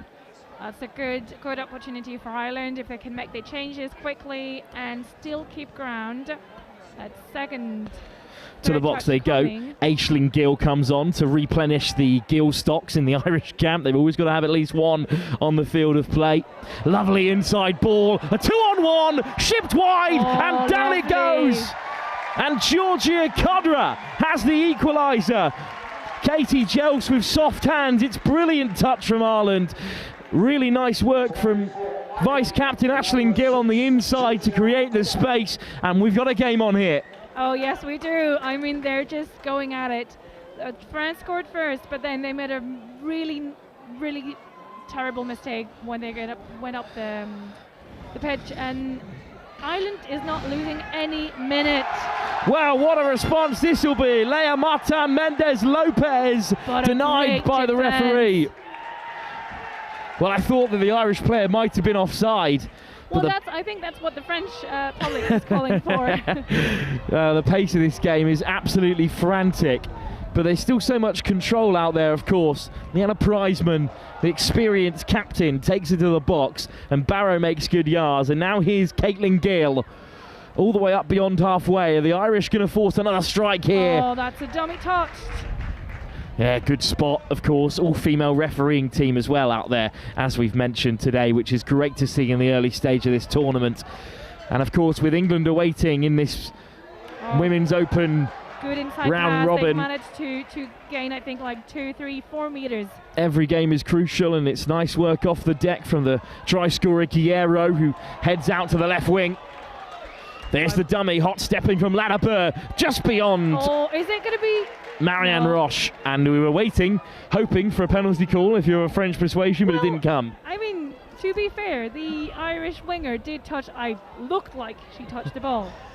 Very clear view from up here in the commentary box. Oh. But it's another error, this time from Ireland inside their own half, and we saw how the Irish punished France the last time possession was turned over like this. Yeah, they're going to do the changes, but they're still going to keep 1 or 2 key players on the pitch.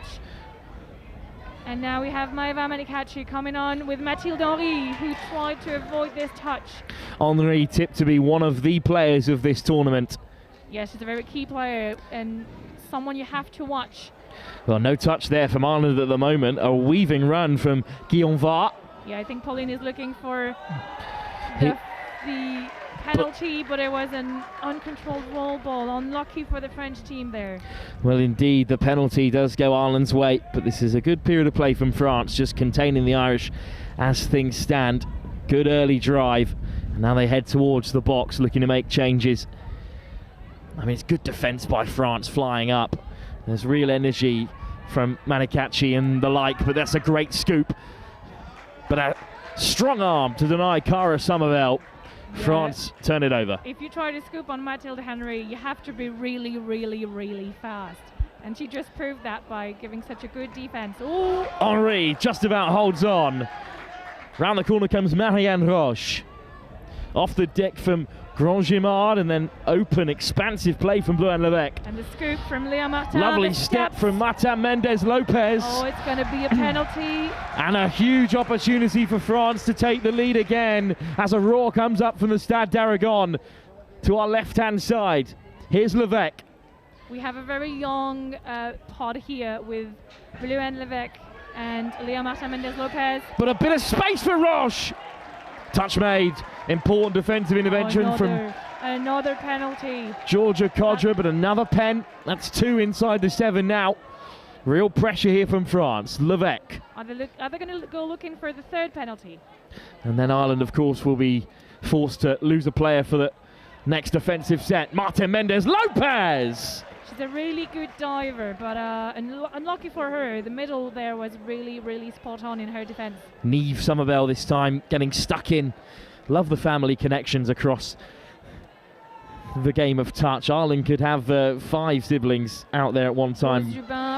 But to the short side they go again. It's Rose Jubin. Great defence from Ireland. This is a brilliant shift from them. If they can keep out the French here, it'll be a huge moment in the tie. Lovely step from Martin Mendes Lopez, who juggles her way through. Oh, it's going to be awarded. The score's been given. Ireland are up in arms. Wait, the referees are talking amongst themselves. Was she touched? Was she in control of the ball when she was touched? And France is taking advantage of this to make their subs. Well, it'd be great to have a look at here. Clear conversation between the referees, and I think this is going to go the way of the Irish. Yes, it's going to be 6 touch. Well, that's a big moment in the tie. But it is the Irish who escape again. Another great defensive shift from them. What a highlight that would have been. Yeah, absolutely. Just tapping it up as Somerville is caught. And Ireland now will look to make their changes. Very good, solid set of defence for Ireland, who did not, who was like very solid. Duggan with a good carry, but they just ran out of space there, the Irish. And now France, just near that 10-metre line, certainly have the skill to perhaps carve out an opportunity from here. Strong defence from Ireland back off the deck, and a nice ball from Martin Mendez-Lopez to steal a few yards from Levesque. Round the corner, Klaus. They've done it before, they're doing it again, and I think they're going to keep doing it as long as it's working. Chavance. New pot out in the middle there for France. Chavance, Klaus, dangerous in that link. Klaus on the return, she'll go herself. I think they're looking for a penalty because the Irish doesn't seem to be coming up too strongly on the 7 line in defence. So perhaps they're going to get that penalty. Indeed, it's a penalty. I think the French wanted the score to be given. Klaus is a brilliant finisher. Now have another go here. It's Violin Chavance with Elsa Klaus to her left. But to her right-hand side, here's Ladebert. Chavance, Ladebert again. Ireland take a tumble. Ladebert sneaks through. Touch made by Rachel Duggan. I think she thought she was offside and went for the dive anyway. Chavance out there with Maya Ladebert. Powerful touch, but Ladebert's caught Ireland offside here. And over goes the dive. Another decision for the referees to make. Oh, it's awarded. Try given. Yeah, this time it went through. I mean, you're looking at the replay here. The Irish defender worked so hard on pulling Guillaume that she was offside, and she managed to just squeeze in. Guillaume over for the try that puts France ahead. It's 2-1 in their favour as we approach the midway point in this first half. Yeah, we're about halfway in this first half. Absolutely flown by. Oh, but Ireland cough it up, and their chance to response has been rebuffed. Yeah, so they have to be really, really solid here in defence. Yes. Well, they have to be really, really solid here in defence, Ireland, if they don't want to get left behind in this game early on. Juliette Dessol quickly off the deck, again from Dessol. This is nice from France. Roche, Dessol. Round the corner comes Levesque. Martin Mendez-Lopez. Levesque. Martin Mendez-Lopez. And the Irish player offside. Charlotte Nagel screened her to the line. And Ireland's fantastic defence has been breached twice in a matter of moments. Yeah, she just took advantage of the Irish player being offside and just went for the dive. I mean, it was quite obvious, and there was no way that this would not have been at least a penalty. I mean, there's nothing really that Nagel could do about that one. Martin Mendez-Lopez so quick to hunt down the space to spot the opportunity. Ireland in the 7 though, looking to respond. Oh, that's going to be a touch and pass. Oh dear, that's tough from a player as experienced as Prizeman. She was just getting ready to string things together.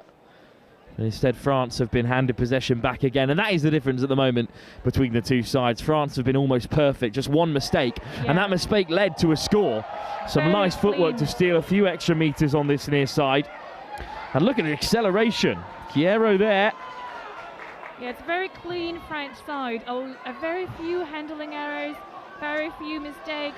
What a pick-up from Henri. Henri scooting through. Who's there in support? Roche gets lost in the mud. Wide it goes instead. Oh, it's going to be ball down. But it was just spill. What a break from Henri. Great support play from Chiara Lou Parade, but she just couldn't get there. Instead, Parade there in defence. But another very good attack from the French side, and it looks like Ireland is a little lost of solutions there. So for now, 3-1. It's a small break, but it is a break from the French side. So let's see if Ireland can manage to spice things up a little bit. Oh, a bit of handling errors. Again, just before Ireland really get the chance to threaten France, they look quite comfortable at the back. Ireland's certainly potential top 4 pedigree within this team, but France, who could well be England's greatest challengers in this tournament, are looking really sharp so far. Oh yes, I think they're gunning for that top 2 spot, France. They want to get that final against England. Already silver medalists. Can they go one step further this year at the European Touch Championships? Ireland looking to respond, taken in by Gill. Bit of a tumble in the back of the defensive line for France. Now they have to take advantage of that late error by France if they want to do something real close to the line. Aisling Gill takes the touch. Nagel, Gill, back inside. Nagel with the Hail Mary pass, but it might have deflected off a French hand. Yeah, and I think we're going to have 6 more. So first real opportunity for Ireland here on the 7-meter line. Nagel! Racing out came Elsa Klaus to amend her mistake. Yeah, very good dive here. They still have some touches left, so they have to find some other way to score. Jelfs, Gill, Jelfs on the inside. Gill with a double pump gives the pass. It is read by the French. I think there might be a little bit of space out wide. Great line speed from France, but I think they've been pulled back for offside. Nagel, Gill, Nagel again, looks to step on the inside, but easier said than done. Elsa Klaas is a great defender. Yeah, and that's 5th one, so they have to go magic now. Nagel caught an unceremonious end to that attack, but I think France might have been penalised here. Leah Martin-Mendez-Lopez, yeah, a couple of times there she's been almost caught for offside. This time doesn't get away with it. Yeah, a very lucky decision for Ireland. I mean, Nagel reaches out, looking for the offside call. Levesque makes the touch. That's the first one. They still have 5 left, and they've done a few changes. They've made a few changes. They have at least 2 fresh players on the pitch. Can they score 4 against 6? Let's see. Prizeman, the skipper, feeds it out. Oh, that's fast footwork from Summerbell. And I think Blue and Levesque did not touch her either. Beautiful footwork from Cara Summerbell. Ireland back into the tie, just 1 try behind. Yeah, they really went and got that one. I mean, it was really worked. It was hard, but it was well earned. That is brilliant inside-out play from Summerbell. Picked her out early doors as one to watch, along with Niamh Summerbell as well. In that same category, they're both real live wires. France, though, look how quickly they have rocketed up to the 7 and are back into the game, looking to carve out a scoring opportunity. And they're still looking for that penalty.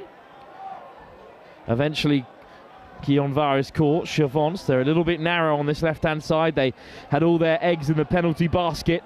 Still looking for the pen. It's not coming. Touch from Gill. Quick pick-up from Guionvar. Back to this open side. Ireland, well marshalled, touch missed, eventually made. Still alive. But at last, the touch was made, but it's going to be enough. Refused to go up. Finally, the penalty France craved. Chavance. Guionvar. Can they do? Round the corner they come. Chavance somehow digs it out. Ladebert spills it. Ireland really going hard in defence here against France. They know they can't leave any space for them, so they're testing the limits, and so far it's worked pretty well for them. There was some messy footwork in there, and I think it just shows you how fine the margins are at this very top level. You can't let any errors slide. I mean, the referees sure aren't. Well, and speaking of it, well, there's another one from Ireland in a similar area. France did eventually score from a position like this, even if they had to milk a couple of penalties inside the 7. Let's see what this talented French women's side can create. It's Henry onto the field, a dangerous prospect. I'm sure she's going to cook up something real nice. Manakachi, Klaus, touch from the Irish. Manakachi, Henry. Assessing her options. This is patient play from the French. Klaus with a little bit of space. Over the top for Henry. Ireland want touch and pass, but the referee waves play on. And a penalty. Another penalty. A few too many in this area for Billy Nwini's side. Yeah, that's a lot of penalties. France didn't give up that many yet. I think it's 1 or 2 for France. I think it's at least the 6th or 7th one that the Ireland concealed in the first 7 minutes of the game. Klaus caught. You can see that difference on the scoreline. Henry. Roche. Marianne Roche. Again, desperate for the penalty. They can't complain forever. They've got to have a crack at this Irish line at some point. I think they're pretty rattled by Ireland's strategy of not keeping up and just waiting for the penalty, but they have to work their way around this. Roche floats it wide. Is there enough space out there for Clara Guerrero to grab her 2nd score? Yeah, very nice adaptation. I mean, if everyone is locking in the middle of the pitch. Where's the space? It's out wide. And Marianne, she has the arms to give that ball out wide to Clara Guerrero and to offer her second try of the evening.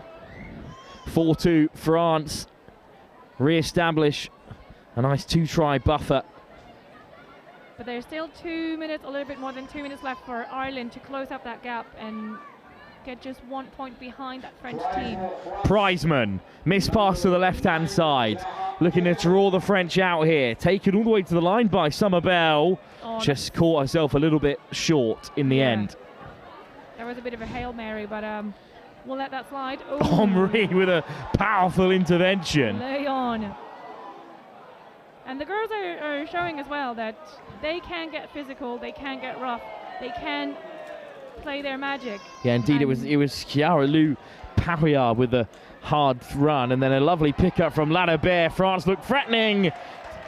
Chavance desperate to get that ball away. Yeah, Chiara Lou, she's a very good recruit. I think she comes from, I don't remember where she comes from, but she's a very good recruit. She's in Hurricanes in Touch Paris. Well, I was about to say that a lot of these names are familiar to us from the under-20s gold medal winning side, and I think last year, all those players have only improved since then, Absolutely. and they are the backbone of this new French team. Yes, absolutely.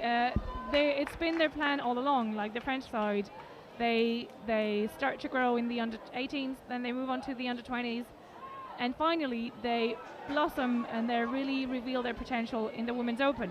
Someone like Cécile Mass moving on from the Women's Open with 88 test caps is very difficult to replace, but the talent and that young pod especially that we talked about earlier of Leia Martin Mendez-Lopez and Bluen Levesque feels like ready-made already from the age groups they've grown together into this Women's Open and are now ready to take on the world. Yeah. Ireland, though, with one last chance before the break. Quick hands back to the left-hand side. Gill pops it inside. But there was Maeva Manikachi. Duggan caught. One last roll of the dice for Ireland. 30 seconds to go before the break. Duggan looking to draw out the French again. Duggan back towards Gill on the open side. Stutter step. Good defence. Aisling Gill, the vice goal. That time it's Shannon Gill, who drives to the line. Oh, just before halftime with 2 seconds inside this game. That's 4-3, and we'll go to the break on that. Well, it was going to be a Gill that got Ireland back into it, and straight from the tap penalty, unlike a standard roll ball, the half can score, and from the tap it caught out France. They weren't expecting it, and Maeve Manikachi couldn't get across. Ireland's still very much in this game, and that will frustrate the French. When we think about penalties, Clementine, when we think about the fact that it's, as you said, 2 or 3 for France, 7 or 8 for Ireland, and yet the scores are still so tight. Yeah, they make it count. Ireland is taking advantage of every penalty that they can get, and they're taking advantage of every opportunity that they've had. Whereas France has had a lot more opportunities, but the defense that Ireland has presented with that very, very late to come up system of defence is throwing the French off a little bit. Well, the brass band are out. We'll let you enjoy them for just a moment and be back before the start of the second half.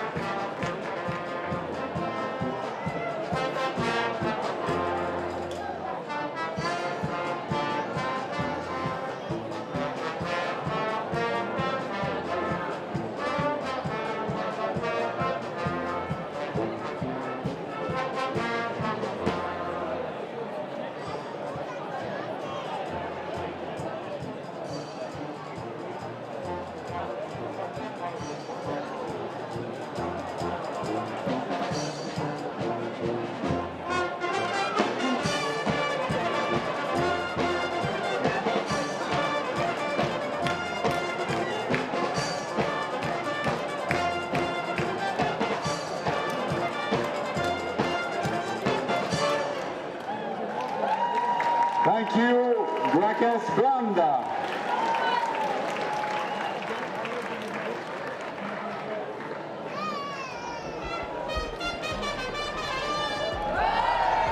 Well, they know exactly how to get this crowd going. They've been fed and watered by the Federation International Touch, and it's kept them in touch with the rest of the kick-off of the European Championships, and that's great to see how many have stuck around late into the evening here ahead of tomorrow's action. 20 minutes still to play. Huge game here between France and Ireland. It is the first round of the Women's Open. This is not a one-off. This is certainly not a friendly. This is two of the potential challengers for England's title testing their mettle here. Clementine Fart still alongside me, and Ireland still very much in the game. Despite the early stages, maybe looking like France are going to run away with things.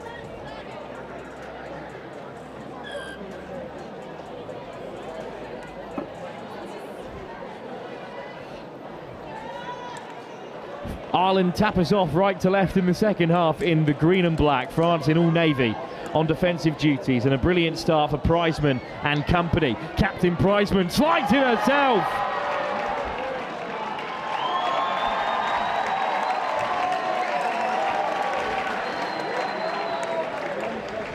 Anna Prizeman locks it up for Ireland. This is a great finish. Great pace off the deck as well from Cara Somerville, who scored an absolute blinder in the first half. Strong Irish team.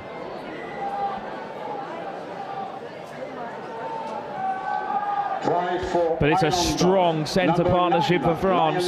Gold medalists under 20 level a year ago, Leah Martin-Mendez Lopez and Bluen Levesque. Here's Levesque. And it's just been put down. Guillaume Var gave him the big sell. Unfortunately, it hasn't gone to plan early doors here.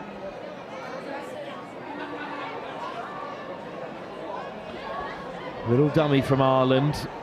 Protestations from the French, but it's a good reset from the women in emerald green, whose men's open side will also be hoping to be right up there at the end of the pool stage.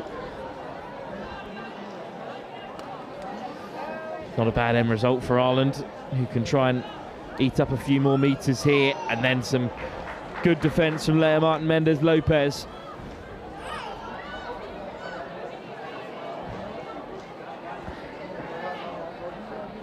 Very persistent characters out there for the French. Martin Mendez Lopez off the deck from Guerra on a hat-trick. The number 9 looks to go back on the inside. Guerra around the corner. They're up to the 7. Ireland wants a roll ball, but it isn't coming. Ladebert. Chavance. Ladebert goes herself.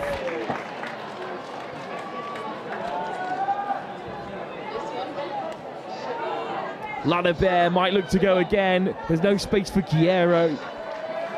And it's good defence by Ireland.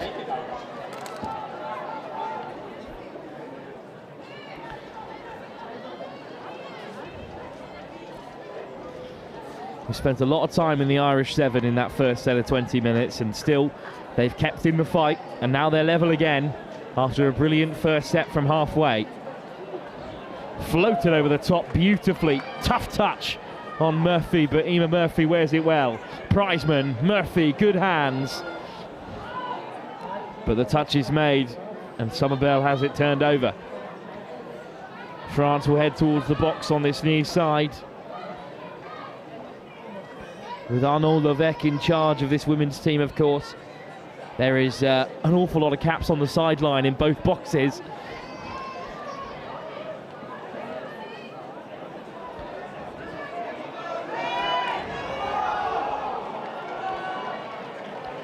Well, it was a good pickup from Guillaume Var, but she looked to go back on the inside for Manicaci, not the right option, so Ireland have it back. Oh. Couldn't possibly disrespect Guillaume Var like that.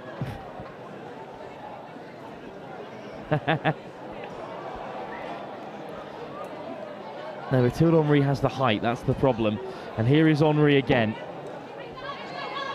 Roche, Guerrero, great lift up. Henry darting through. Guerrero again looking for support, looking for substitutes. Guerrero. Levesque. Levesque round the corner, tips it off for Perraud, who is caught. One last shot here for the French. They were looking to draw the penalty. Hasn't come just yet. Levesque scoots through herself. Plenty of space and brilliant support. Leia Martin Mendez Lopez gets her score in the second half. France take the lead again.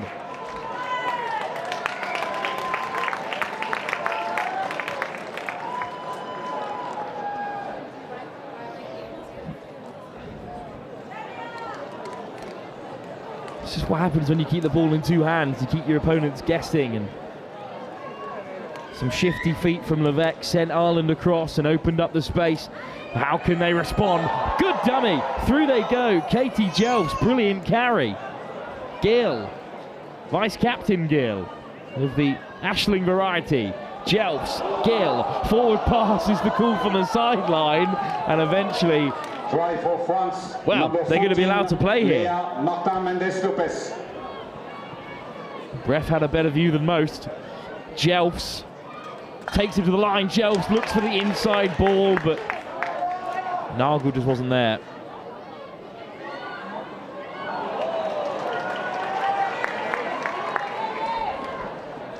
Did get an assist in the early stages. Jelfs has had some real success in the link. Just a knock on there from Klaus. The pressure is really on. An uncharacteristic error has Ireland in the driver's seat as they look to equalise. Prizeman, another brilliant dive. And that one is not up for debate. The skipper has Ireland level again. Second try in the second half for Ireland's inspirational captain.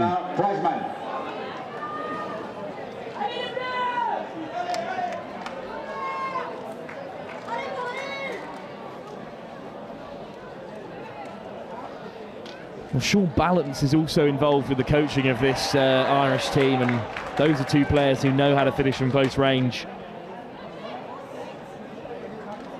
Another mistake.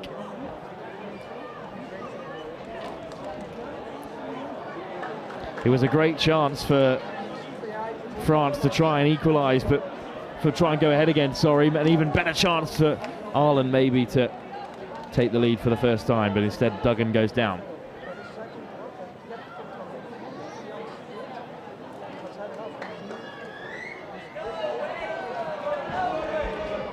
Penalty against Ireland, a little bit soft as France are already heading to their box.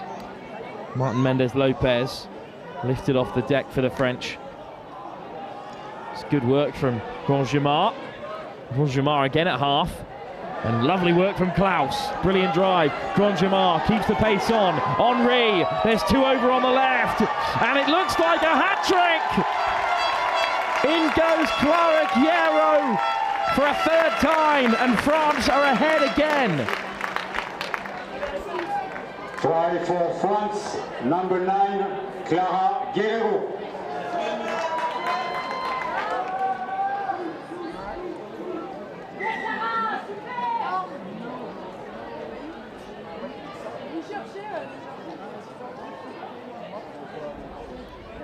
Ireland asked to respond yet again in this tie. They fought back into it 3 times already, but they're back to 1 try behind. Gill looking to draw out the touch. Good pick up from Jelfs. Jelfs is through. Who's there? Great pace from Duggan, but she's well watched. Is the ball down from Georgia Kodra? Touch made. Kodra denied her second.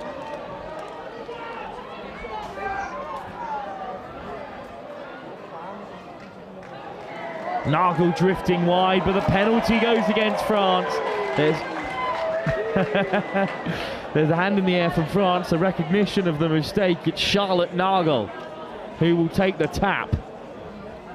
Gill, Jelfs, Nagel to the short side. Nagel goes herself. Racing across came Ladebert. France keep them out. Ashling Gill, Nagel, Katie Jelfs, Gill. Great line speed from France. Gill on the return, caught early doors by Ladebert. What an offensive shift.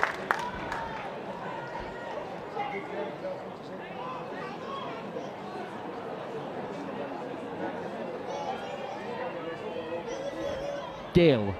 Nagel. Jelfs on the run. Lets it slip. And France survive. And they've got Maya Lalibert to thank for keeping out Ireland this time.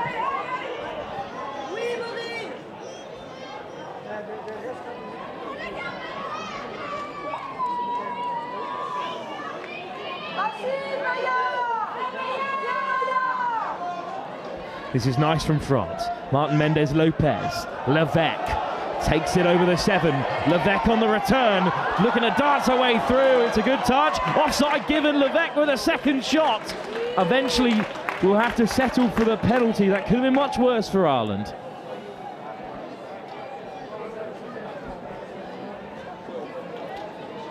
Lea Martin Mendez Lopez. Levesque. Martin Mendez Lopez again. Makes it look so simple.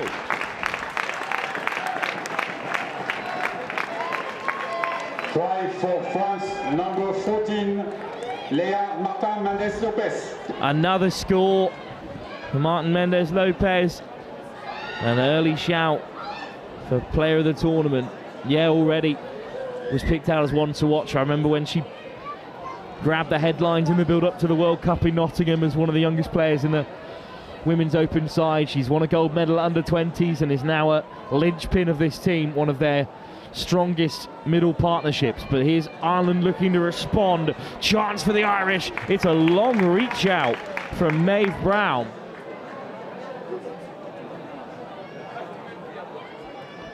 Priceman weaving away.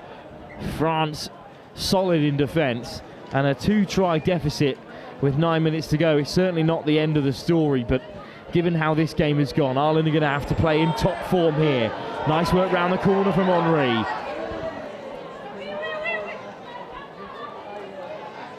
Klaus. Guerrero, already a hat-trick for her today. Perraud draws the touch. Guerrero races up to play half. What work ethic from the winger. Ladibert on the front foot this time. The dummy in from Perraud. Does she go the length? Touch made. Brilliant defence. That could have been the game if France scored another and opened up a 3-point deficit for the first time in the contest. Ireland still into it and playing freely on the right-hand side. Great yards from what is only their second or third touch now.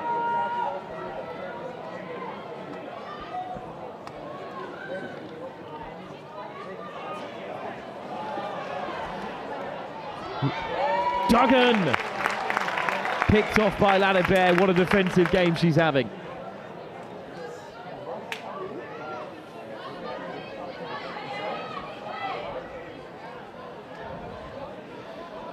France head to the box. Changes incoming again.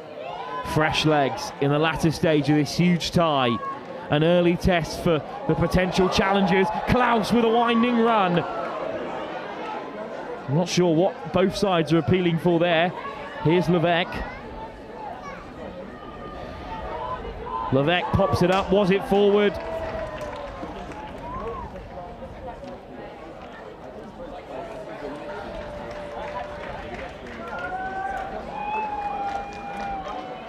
And instead, yeah, good spot. Good spot by the referee, who's rotated into the middle and spotted an Irish infringement. Chance for France to kill this game, really, with 7 minutes to go, because 3 tries is a long way back against a defence as strong as this one. Klaus. Oh, mix up. Well, you can see the vision. Martin Mendez Lopez just couldn't hold on. Great drive straight through the centre here from Ireland. Gill, wide they go.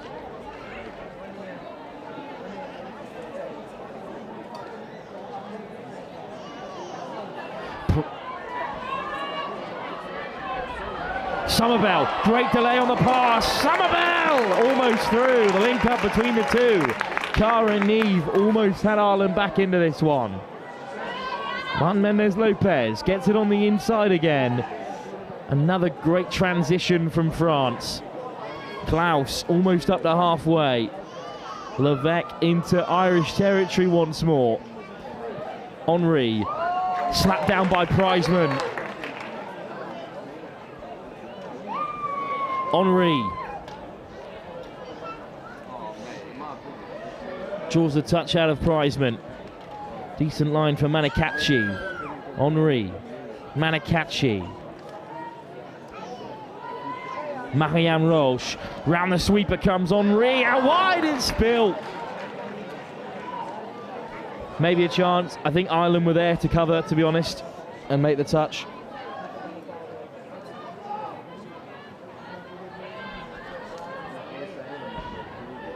Good read from Emma Murphy in defence. Ireland looking to transition, but previously they looked really threatening from here, and now the French look so composed. That's a forward pass. Yeah, we can spot that from up in the gantry.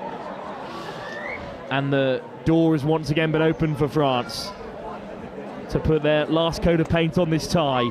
Henri, good yards. Roche. Manakachi. Guerrero, out of options. On come the substitutes. Chavons. Klaus. Such a danger in this area. Chavons. Ladibert wants it again. Ladibert could seal the tie. Shannon Gill. Try score already. Got out well to make the touch, but the penalty.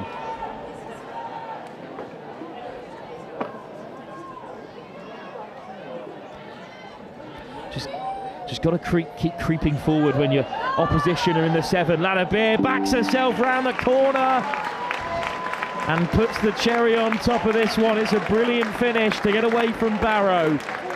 And at 8-5, and with 4 minutes to go, France can start to celebrate. Try for France, number 2, Maya Ledebert.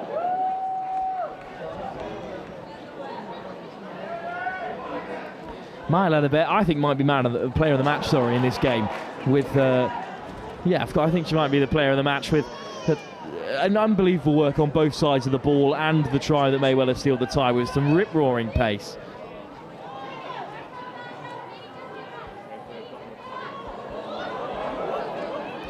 Round the corner come France again. Still looking for more. Heading towards double figures in a game which for the most part has been so tight. And Henri's over the try line. Wide it goes. It's well held by Maureen Grandgimard, but I think that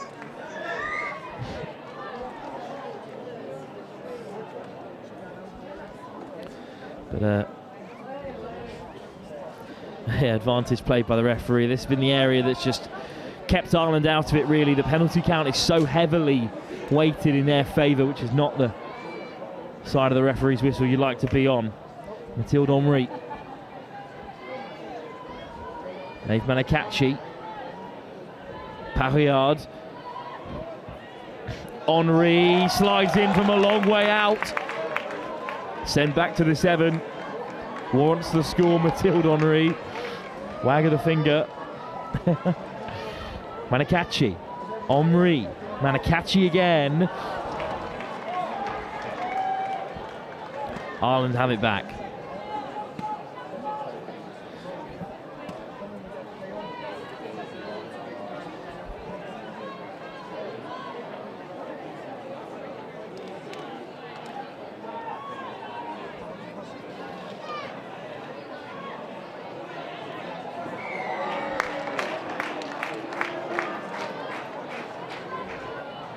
It's obviously not the end of their tournament, Ireland. They've still got games against England, Scotland in the Euro Select Women's Open side, which are perhaps one of the most exciting teams in the tournament. But it's going to be tough when they do head towards those final few games, knowing that France have beaten them and they've still got to beat the likes of England if they do want to finish towards the top end of that pool.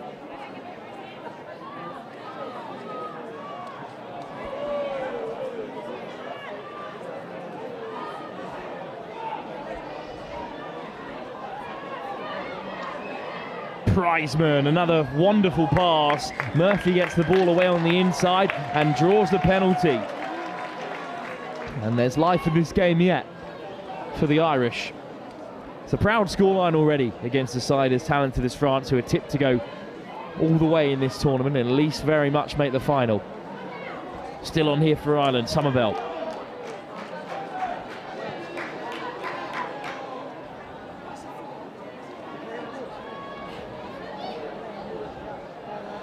Oh, what a pass from Somerville again, but it's Murphy just above her head.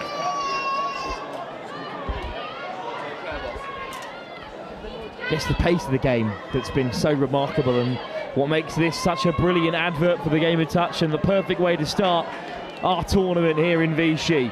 France looking for one more. What a pickup from Martin Mendez-Lopez. She's cleaned through all alone, and Elsa Klaus on the inside.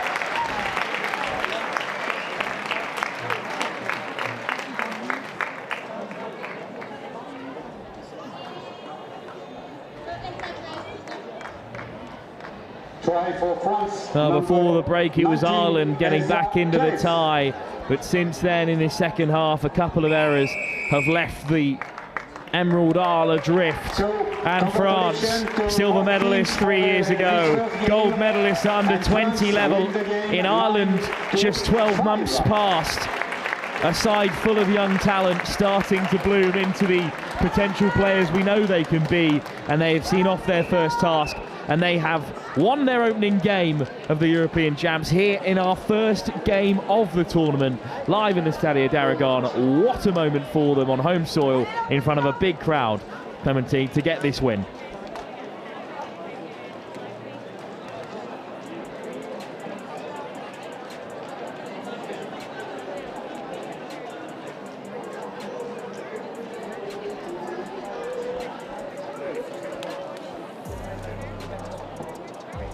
What a start it was in this first half. Tries either side. McGill and Jelf's beautiful hands. A really good take from Georgia Kodra after that lovely ball from Levesque. Set up the first score.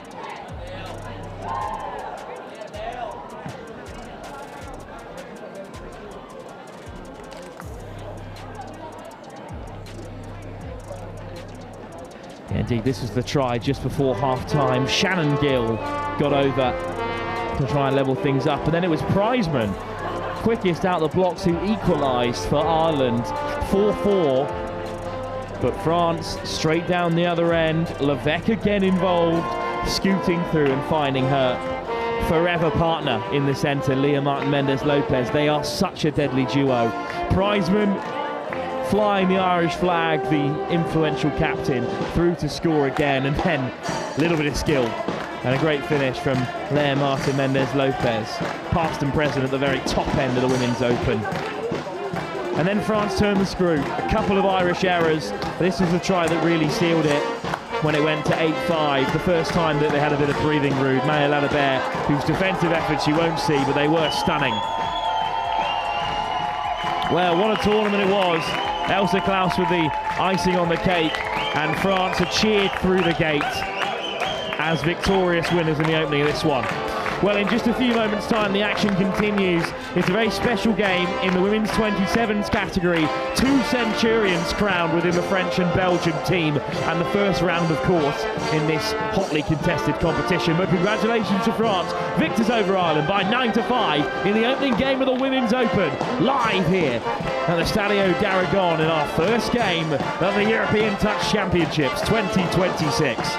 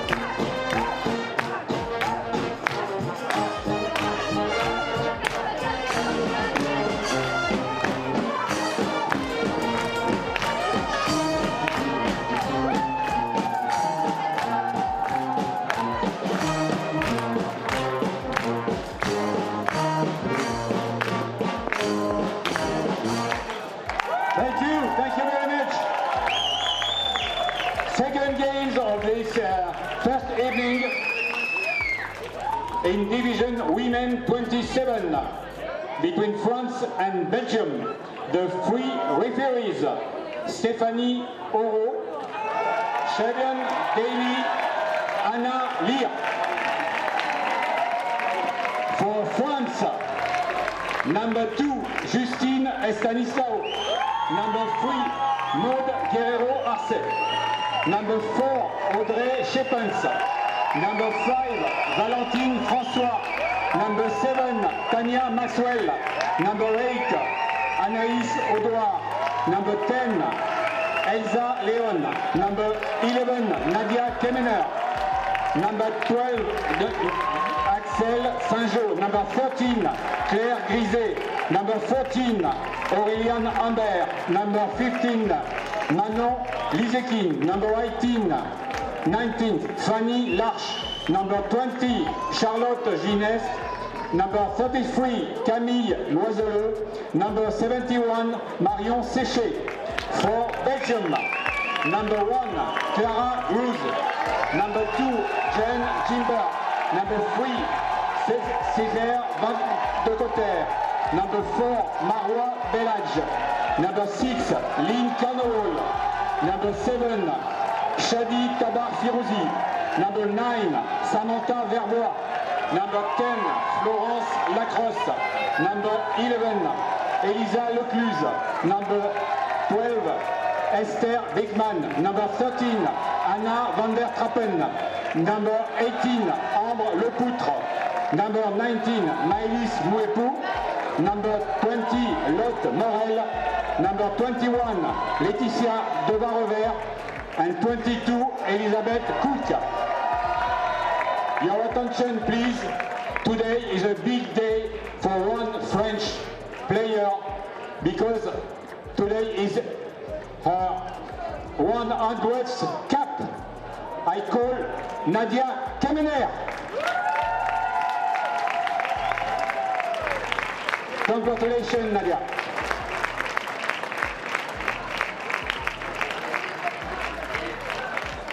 There is no anthem. You can take place in the boxes. So welcome back to our second game this evening.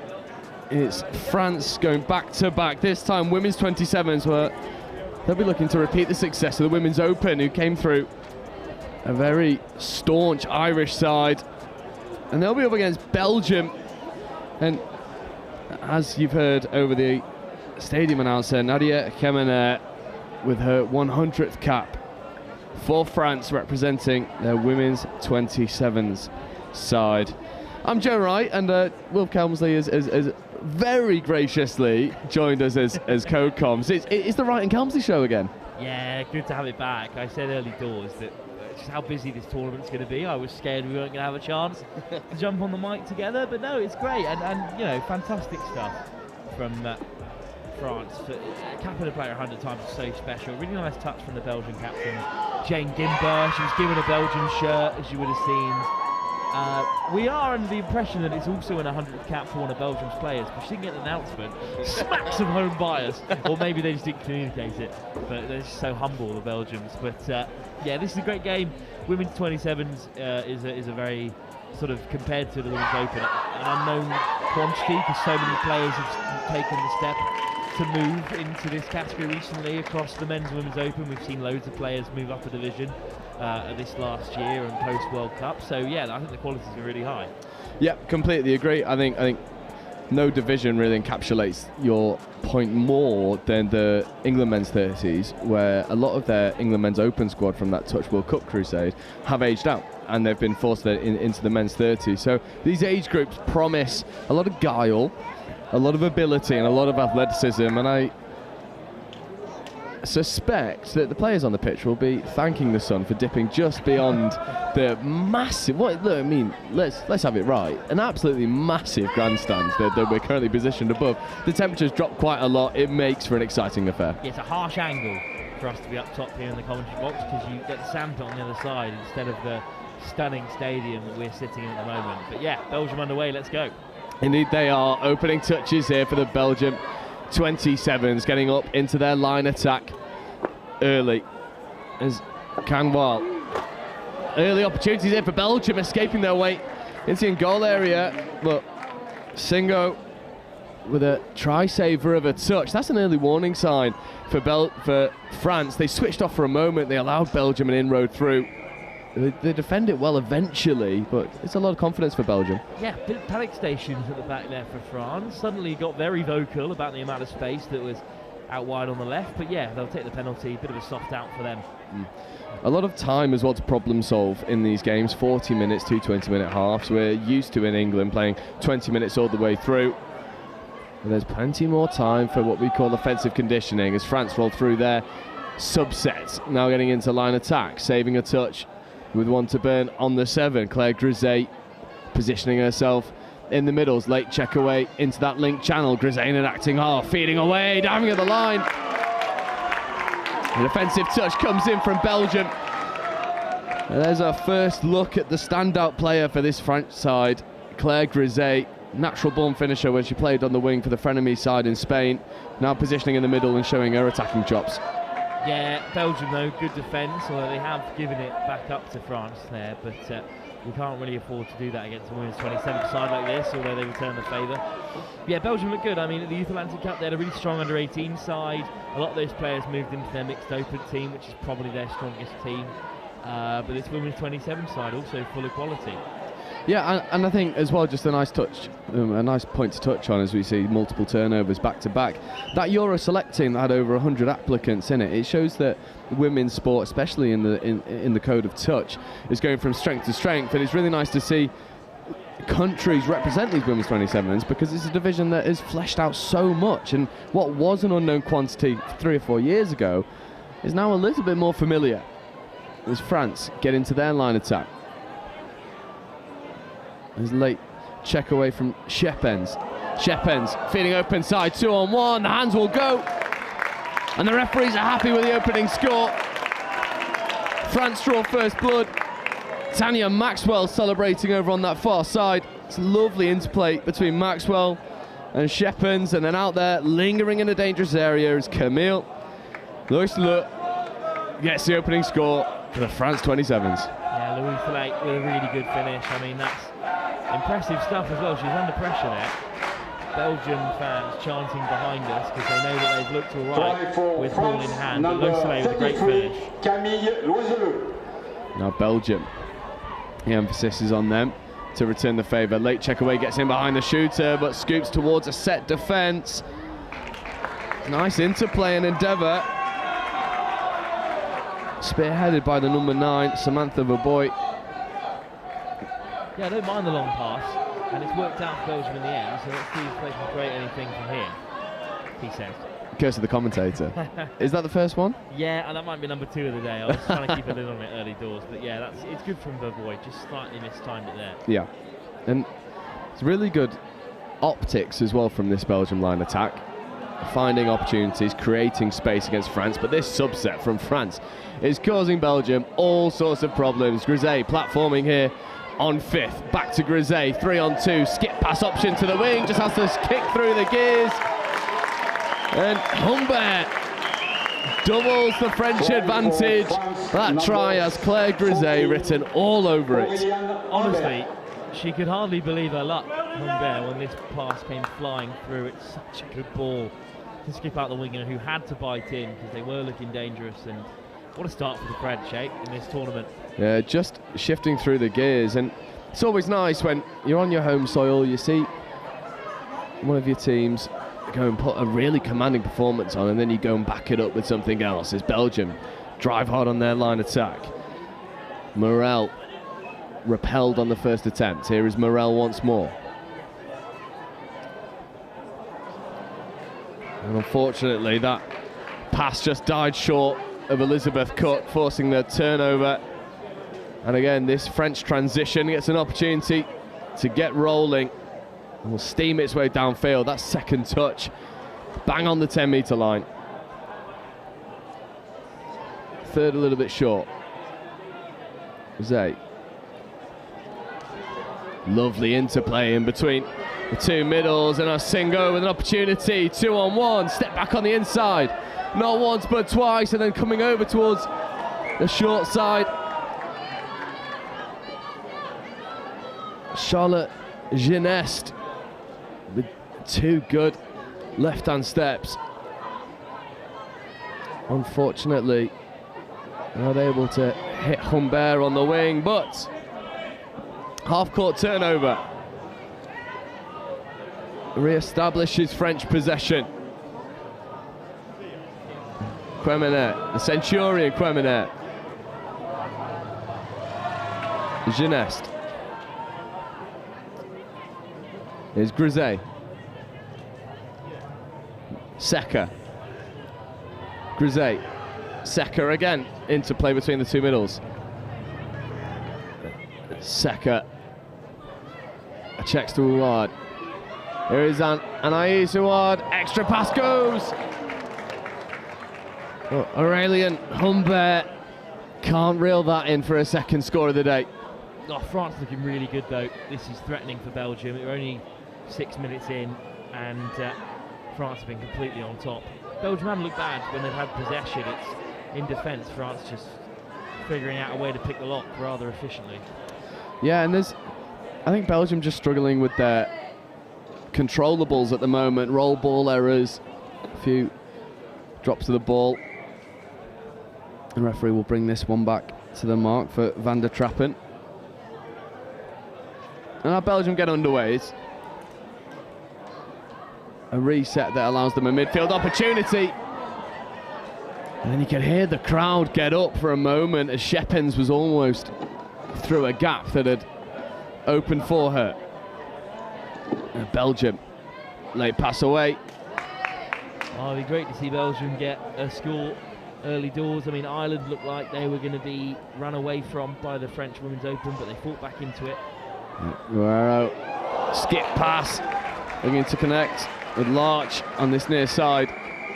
And for all of France's good work, it is still only 2-0. A Belgium score here really throws the cat amongst the pigeons. Yes, exactly the same as the previous game when Ireland gave away a lot of penalties. They were defending on their 7 for a lot of the game, but at half-time it was still 4-3, and it became 4-4 early in the second half. So as France give it away again here, they've got to sharpen up a little bit. You know, 2 tries is not a big lead in the game of touch.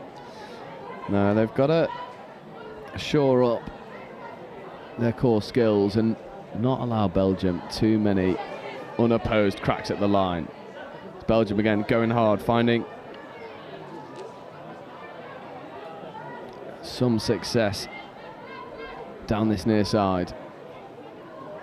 Chicken wing hand from Morel.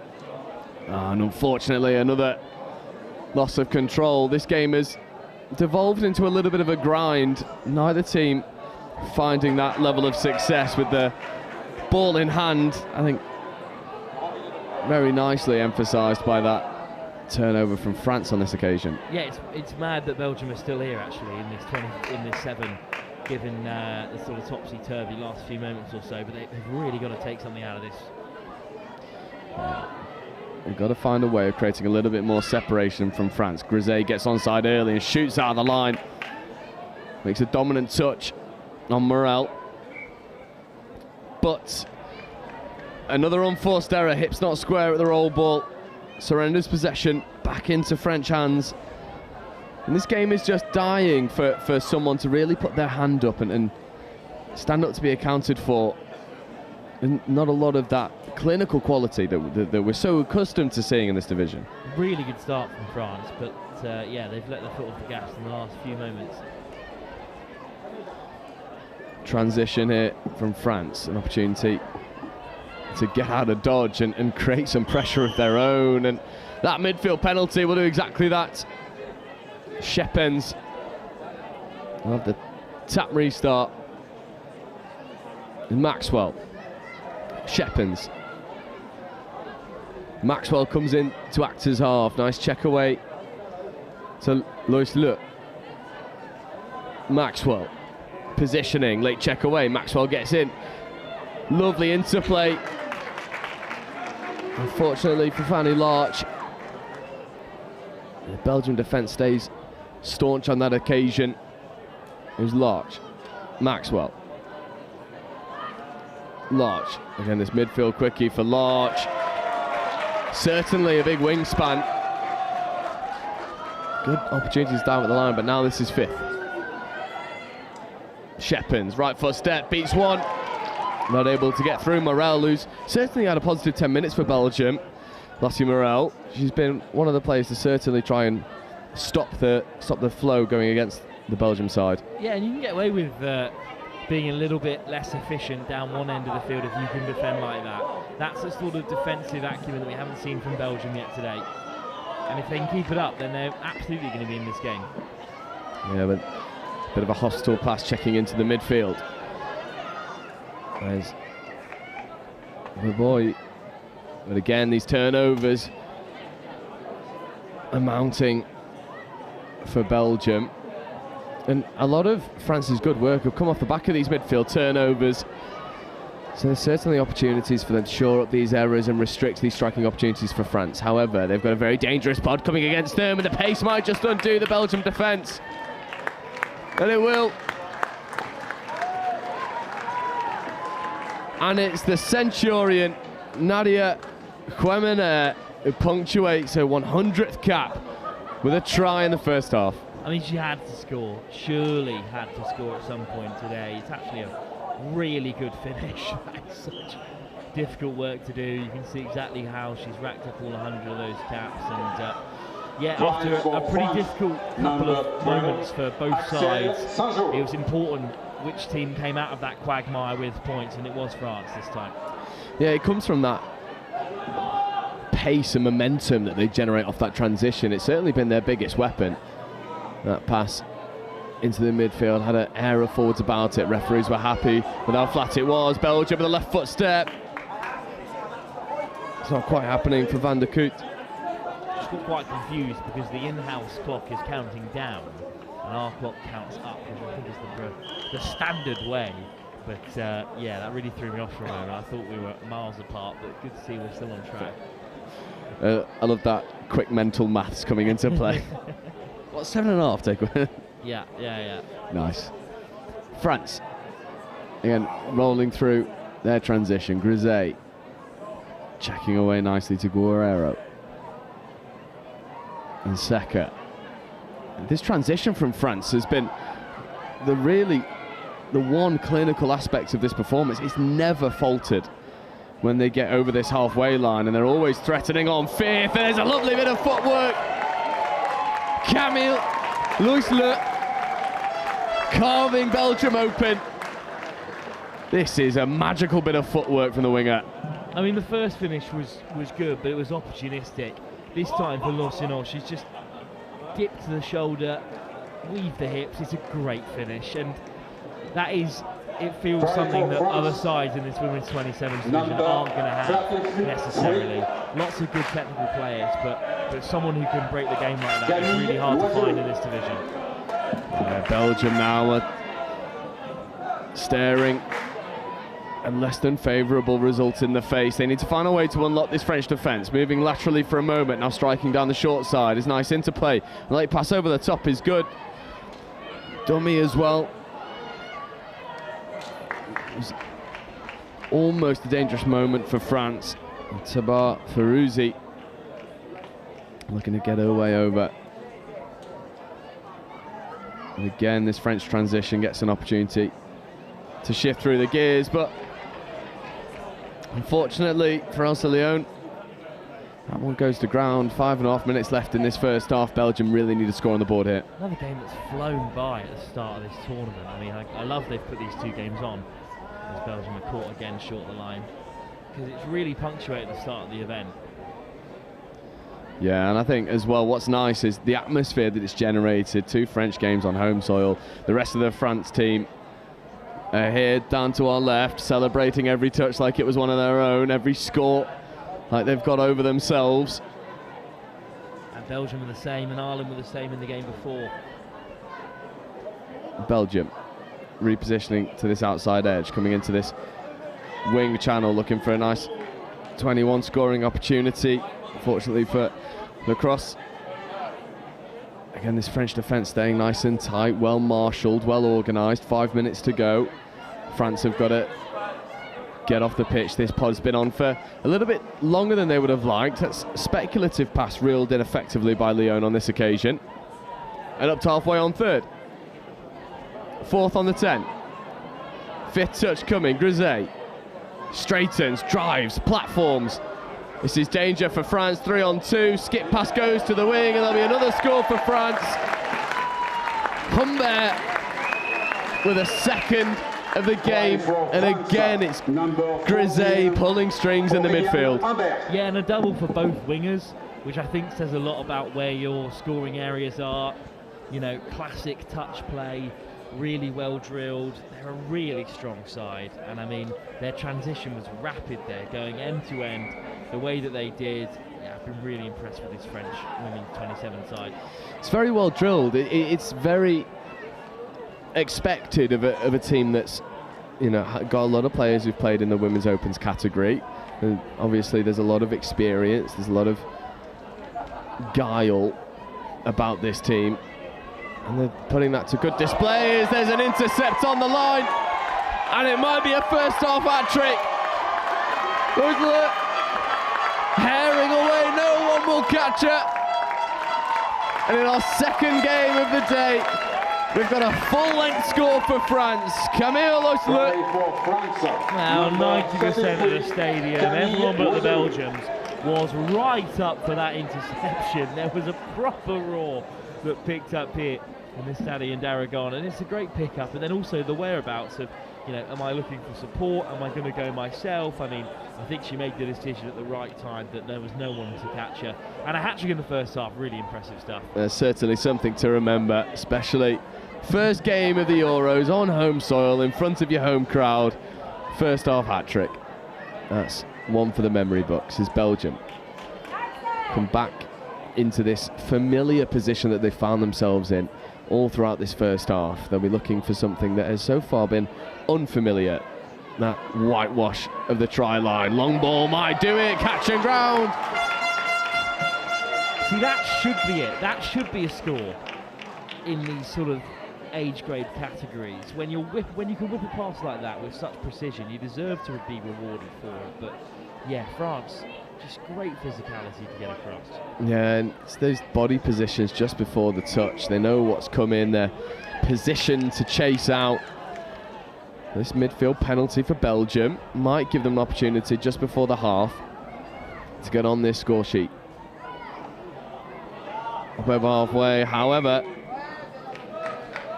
unfortunately an off-the-mark penalty surrenders possession back for France, and Belgium have subbed. There's opportunities here for France if they want to go quickly. Grisey straightens, tries to suck in the winger, late pass away, finds its mark to Francois. Here is the hat-trick scorer, Lois Le.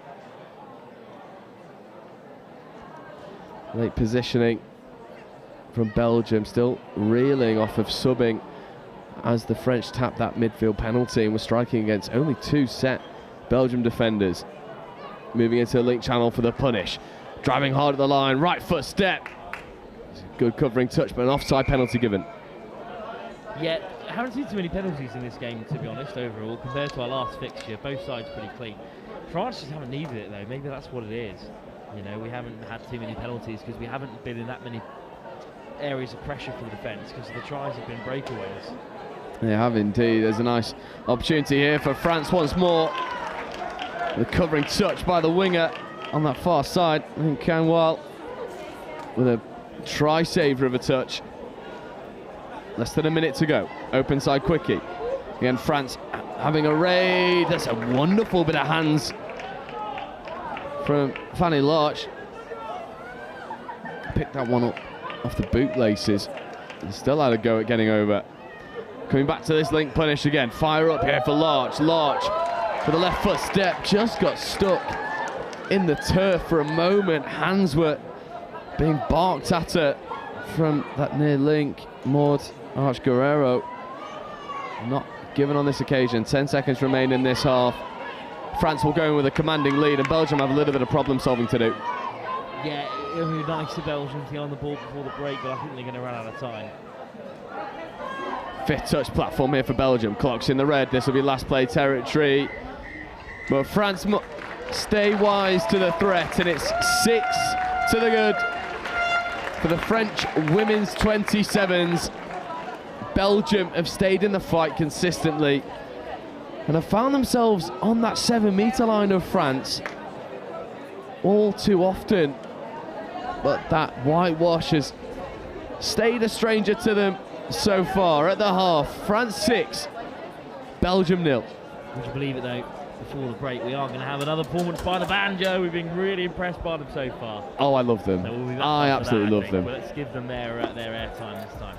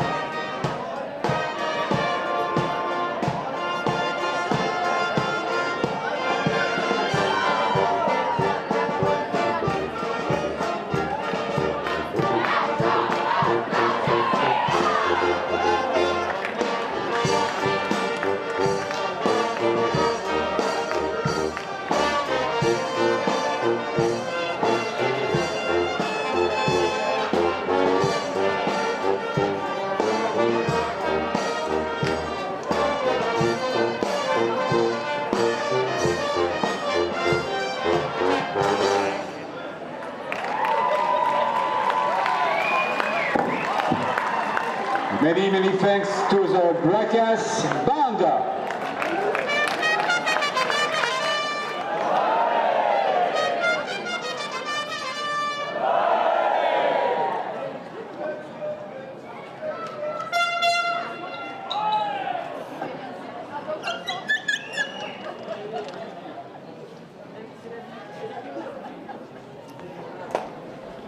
Welcome back. The second half about to get underway. France find themselves with a commanding lead of 6 tries to nothing over Belgium.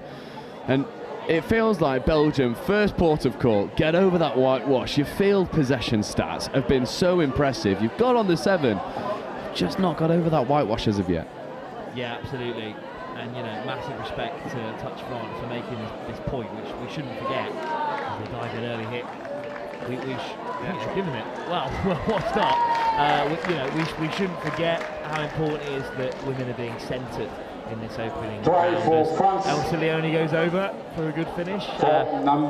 You know, this is the point that it's making that women have such a crucial part to play in touch. And the thing is, as someone who knows the behind the scenes of touch so well, Jay, you know that there are, you know, women at every level of the game, from the boardroom down, who are really the backbone of the sport. Yeah, absolutely. It doesn't happen without them. I think touch as well prides itself on its inclusivity and diversity, and we're seeing that. It was such a lovely sentiment that was made in the opening ceremony, and it's a brilliant advert for women all across Europe, knowing that these age groups exist. And for a lot of women, you know, I spin a little yarn for a moment. I do a lot of work in the NHS in my day job, and you know, the conversation about movement and exercise in women is really difficult, because a lot of women's experience in sport, that entry point is from you know, the clinics that I run, is PE sessions, where they're often met with a very bored and uninterested PE teacher, and it doesn't infuse them. Whereas to have an advert like this of people playing at such high quality as France get over for their second, Maud Guerrero-Arch with her. With France's 8th score, I mean, it's such a good advert to know that there is these avenues to get involved with sport, no matter how old you are. Yeah, of course, and you know, this is the women's 27 division, so you know, a lot of these players are still very much in their prime. You know, some just can't quite crack the women's open, or some just deciding it's time to move on to perhaps a slightly less, less strenuous commitment, but.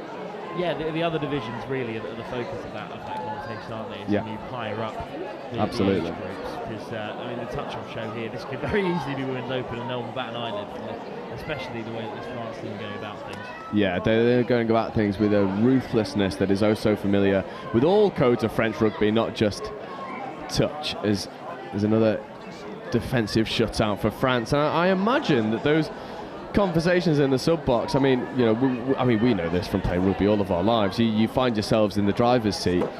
The emphasis is on keeping that opposition score to 0 now. Yeah, I mean, that would be a huge bit of momentum to take into the rest of this tie, because if you look at the women's 27 division, you know, you've got Spain and Portugal in there. It's so good to see them competing across the board, but they're unlikely to be better than this Belgium team. I think that Belgium's got a good women's 27 side that will be on a similar level. So this is a really strong performance by France, and it means that sort of top 3, top 4 space is very much achievable if they can get the results that you expect of them after a performance like this in those earlier games before they have to take on your England. Yes. Top of this pool. Well, that's the one, right? It's the looming figure over anyone in these categories, as France have another go at the line. Not quite happening on that occasion, but I think all of these games played with the elephant in the room, that English side. As France with a lovely late check. Seka with the 9th for France. It's a lovely check pass back in the infield from Ouad. It takes her middle and link, late check. Number 7. It's very well executed, and there was an applause from the Belgian middle there saying, that's pretty good. And it seems like the floodgates have opened. The scoring slowed a little bit in that first half, and already we're at 3 tries for France in this second, 4.5 minutes into this second half. That's somewhat worrying for Belgium, but what about a tune-up game for France? They've really come out and set their stall out early. Yeah, absolutely. I mean, this is the big showcase game. You know, I feel like we'd wanted it to have been closer, and maybe that's something for the organisers to think of going forward. If you like the Ireland-France game, if you're going to have a showpiece fixture, you know, you've got to make sure that it's a tight one. But you know, you can't predict that France are going to put in a performance like this. They've been pretty unfaultable outside of that sort of short period in the first half where things didn't go to plan. They've sharpened up massively, as you said. Yeah, and I think as well there's something to be said for first game of the day for each of these teams. They've probably been baking in the sun, as we all have, throughout the day, and maybe that first 20 minutes was just brushing the cobwebs off, and that's the beauty of these 40-minute games. You get all these opportunities to create some momentum and keep moving forward, problem solve your errors, and then create some real damaging attack off the back of it. And that's what we've seen from France. Yeah, and look where they are now again, on the 7 where they've been most of the time. They've been so comfortable today. This French 27 side, I mean, they have absolutely launched their way to the top end of this division. They have, and this is a statement of intent from France. Important, you know, these exhibition games, as France go sliding in again, it's just because they're exhibition games doesn't mean they don't count exactly the same on the scoreboard. You know, they're high up on this. They are still very much. This is the first round. Yep. Let's not forget that. Absolutely. France put in this great performance. Yeah, and another score for the Centurion.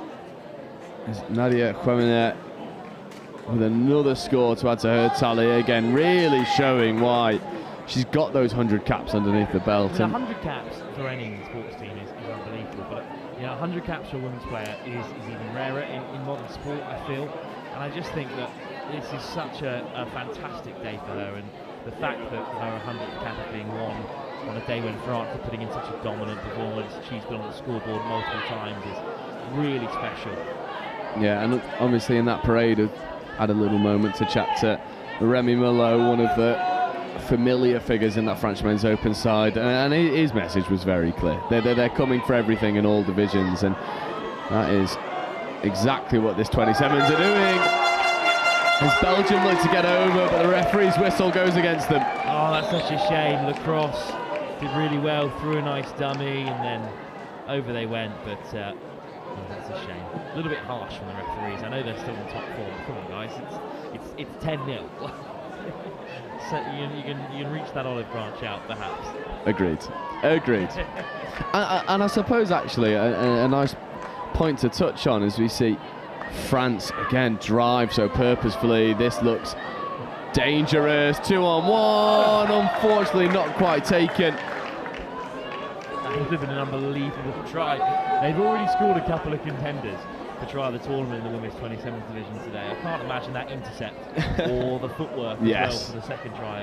That's my pick of the bunch so far, absolutely. But as I suppose, just to come back to the point, there's the emphasis of the referees. I've been speaking to a couple of the referees off camera, and then I got the pleasure of talking to Lloyd Dafford on camera, who certainly knows his stuff from a referee's perspective. The emphasis is on letting the game flow. It's airing towards the attacking team. It's creating good expectations to allow these teams to just run through with such fluidity. Yeah, absolutely.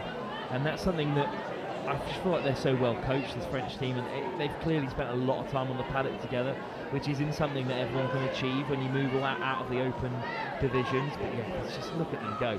They are so happy to keep playing as well with great pace. They're completely uninterested in the score. Yeah, they are probably only concerned with keeping Belgium to 0. As you see, sweeper platform. It's really, I think, maybe slightly harsh, unfortunately, for Samantha Verboy, who got in and disrupted that ruck expertly, created it a little bit messy, but referee's erring on the side of it was illegal, and that's the second penalty in quick succession for Belgium. One more and someone will go to the bin for the rest of the possession for France. Oh, when it rains it pours, doesn't it, for Belgium? France just look relentless here. Yeah, open side option, 3-on-2, hands want to go. Belgium live to see another set. They respond well after giving away 2 penalties on touch 1. And now they're getting off the field somewhat successfully. What an evening as Belgium look the flat back in as well. It's been stunning. Really nice stadium here in Vichy.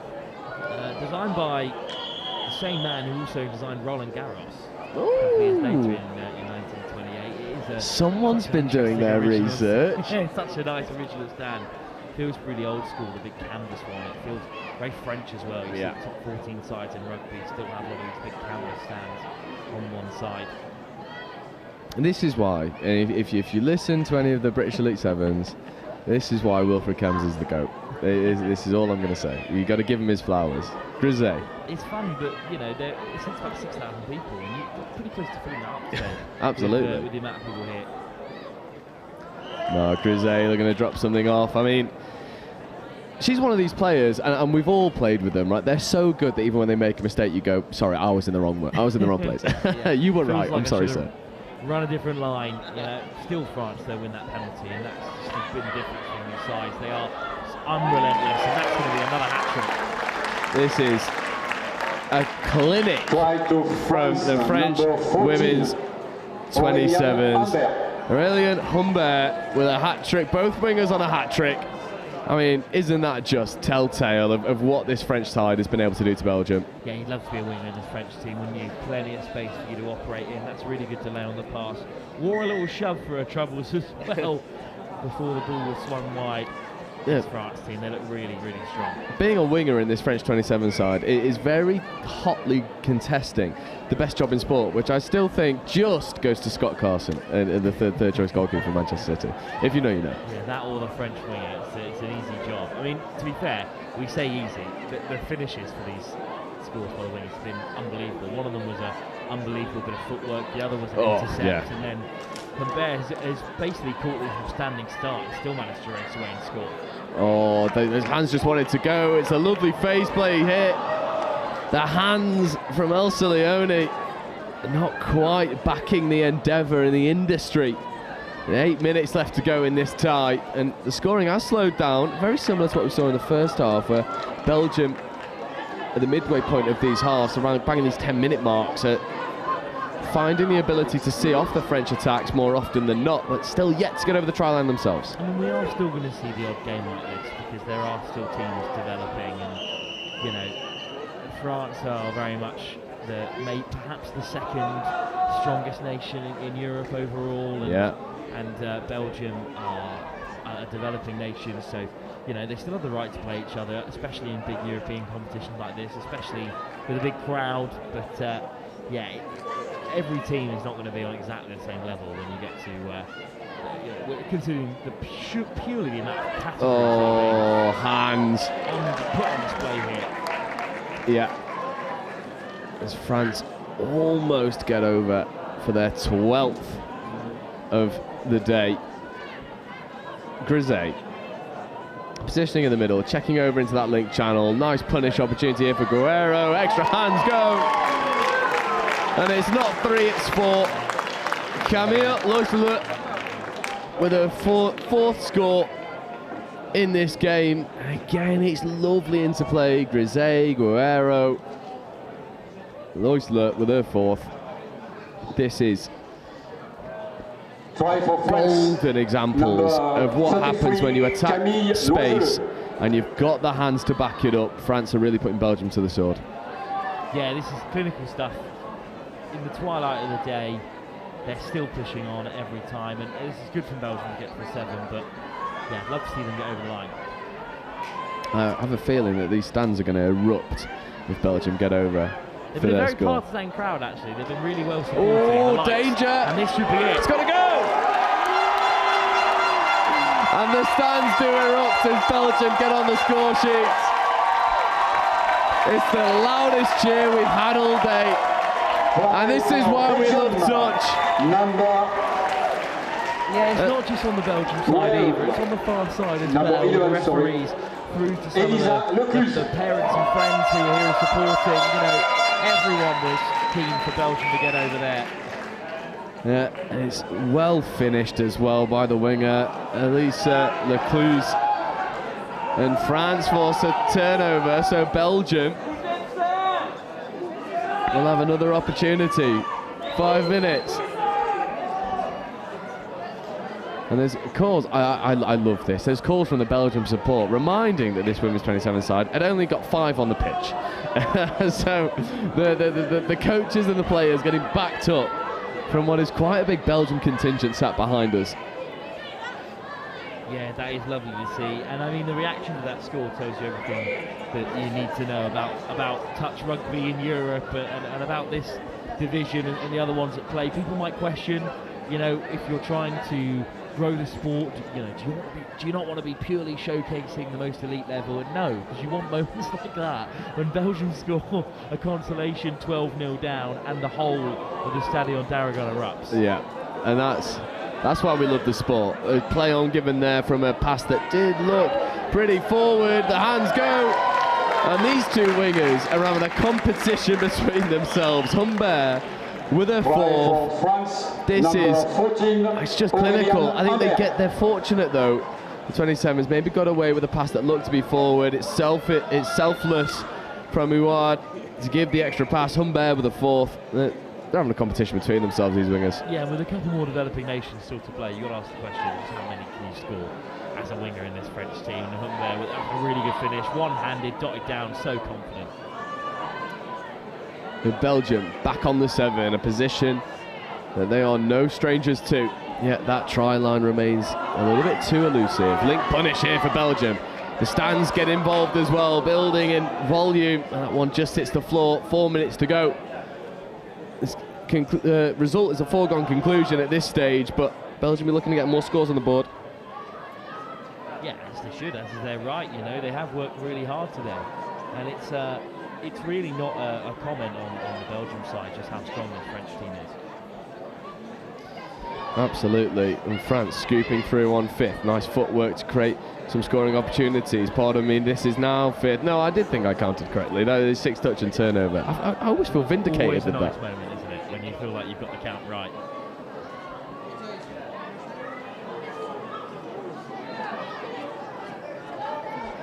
Belgium with a better subset initially, but just having to go back for the ball. 3rd touch, 4th coming. There's 4th, not quite over halfway yet. And we're over halfway now. In fact, we're not. That's 5th, just shy. And again, this French defensive line is just so well marshalled, affording no space to Belgium. And Belgium have some nice structure underpinning their attack, but they've not really found themselves with the momentum to use it all too often, whereas France have just, well, I mean, they've had the pick of the bunch, really. Yeah, I wonder what the difference is between those sort of marginal areas of the game. Is it training? You know, is it experience generally in the game of touch? Reps. Yeah, it's a mix of factors, and I think that France have that, and some other nations in for the moment are working with different resources and with different scales of time. But still, really great to see them here. Really good to see them pushing on so many fronts, Belgium. Absolutely, and a second score here will give them plenty of confidence coming in to the rest of the tournament. This is our last game here after the opening ceremony. We had a scorcher of an opener from France and Ireland in the Women's Open, and then the Women's 27s, I mean, it's French dominance. They're flying the flag in Vichy as the sun sets and the temperature cools off, thankfully.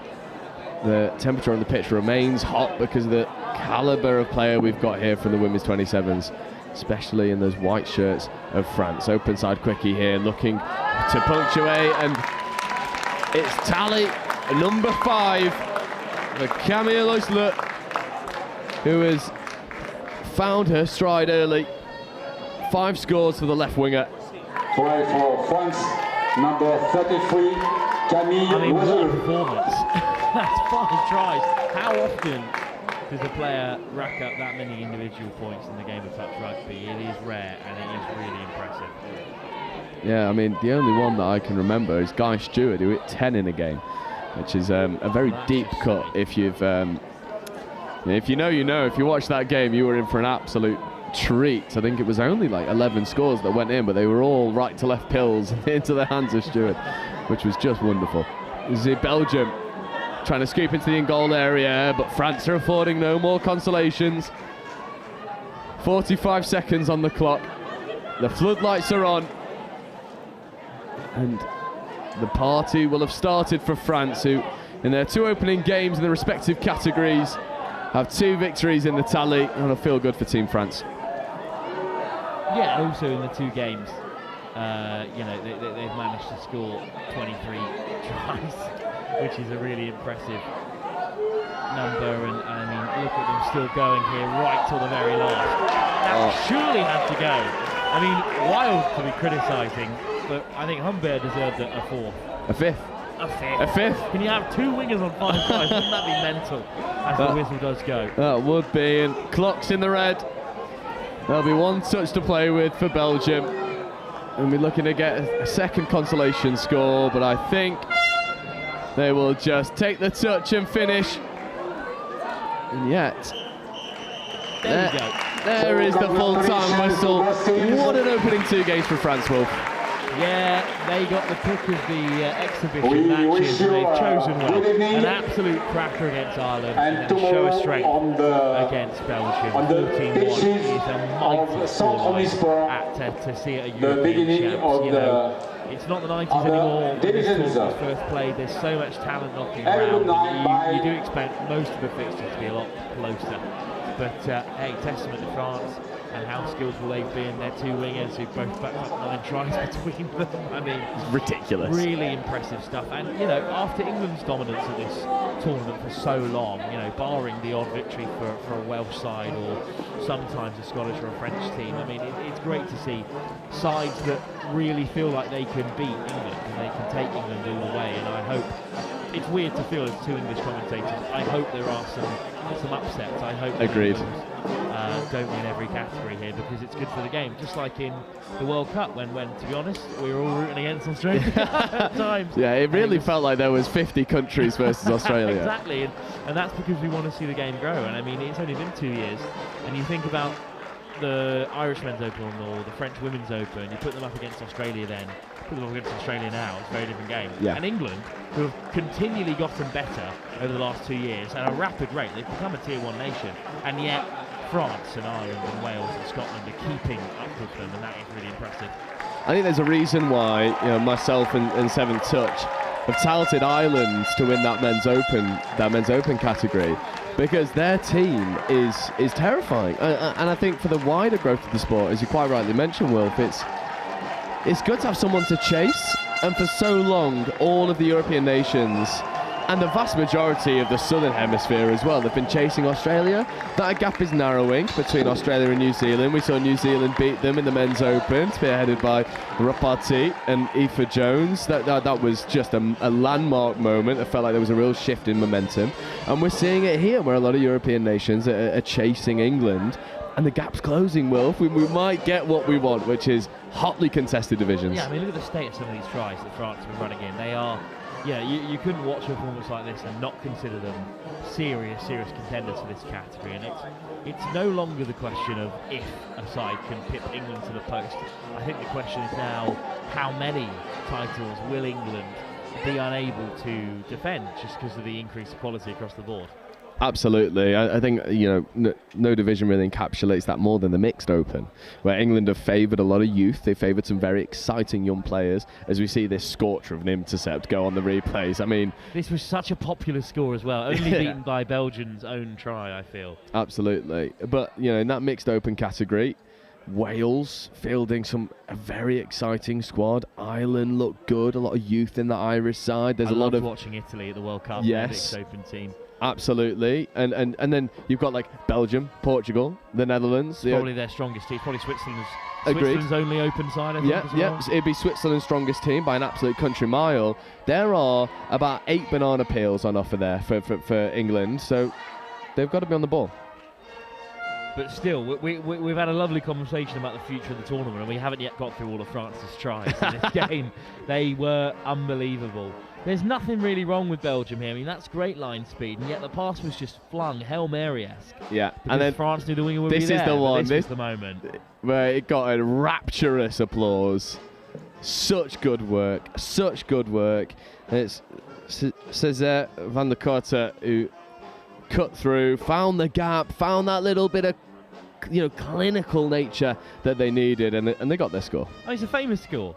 You know, Belgium have got 3 or 4 teams, is it here, and France have got closer to 9 or 10. You know, that alone is representative of the gap. You know, France are hosting the tournament here. I think Belgium would love to host a touch tournament like this, but they're way off having a sort of centralised hub like we have here in Vichy, and a Touch France union that have the same ties, and they'll get there, of course, but the fact they got a score on the board is always good to see. Well, it's the same sentiment that was made about France maybe 10 years ago. And now look at where we are now. We're in Vichy. We're not the first time. This sport has gone from strength to strength. I mean, what a way to round off day one. Yeah, absolutely. I mean, it's getting dark here, as you can see, for the sun starting to set over Vichy. It's absolutely beautiful here in central France. But chance to look ahead for tomorrow, I guess. I mean, really exciting on pitch 1, opening with England-Scotland in the Women's Open, and opening with some Aussie comms as well, which is fun to see. Yeah, shout out James Preston as well, getting involved. The big man from down south, and Gabby as well from Mudgee. Yeah. It's a spectacular affair that we've got going on. I mean, how good is it to have 2 guys from Australia getting involved with the European comms and delivering their astute observations as they do so often. Yeah, absolutely. I'll be over on pitch 8 today, which of course is also live streamed, and I'll be watching Portugal-Wales. And Portugal, they had their first ever youth side entered into the Youth Atlanta Cup in Ireland last year, because they are primarily a union of older people who have gone through the game of union. So yeah, I think there'll be strong competitors for that 50-55 category, but of course Wales do love it at that age group, as we saw at the World Cup. And you've got a late start, can you believe it, Joe? Not until 9:25 on pitch 2. Yeah, unfortunately for everyone else, I get to have a little bit of a lie-in. What a shame, but I'm absolutely looking forward to going through those games on pitch 2. It feels like there's something a little bit different about this Euros. Yeah, totally. I mean, it's great to start with a mix of fixtures. I mean, I've got France-Germany in the mixed open as my second game of the day. When you're watching Italy-Portugal in the men's 40s, it's a really nice spread of games across the pitches. And of course, if you're watching it now, then you know where to find it. Of course, all 3 will be live tomorrow from 8:30. And after a brilliant start to the tournament and a 14-1 victory for France, a double for the French at the Stade d'Aragon, I think we better get off before it gets too late ahead of tomorrow's activities, Joe. Absolutely. Yeah, we probably need a little bit of rest. There are going to be long days under the sun over there at the Omnisports complex, literally just on the other side of the river. Beautiful river it is as well. We'll get some cool shots of that tomorrow for you, don't worry. But for myself, Will Kemsley, from Joe Wright, thanks for joining us, and we'll be back tomorrow morning for our second day and our first proper day of the European Touch Championships. It's 2-0 France at the moment. Let's see who can catch them across the various categories. But have a wonderful evening, and we'll see you back at 8:30 local time, 7:30 a.m. if you're in the UK, and don't make me do the maths if you're down in Australia way. We'll be back tomorrow morning. Cheers from everyone here up at Next Gen Live. We'll be back very soon.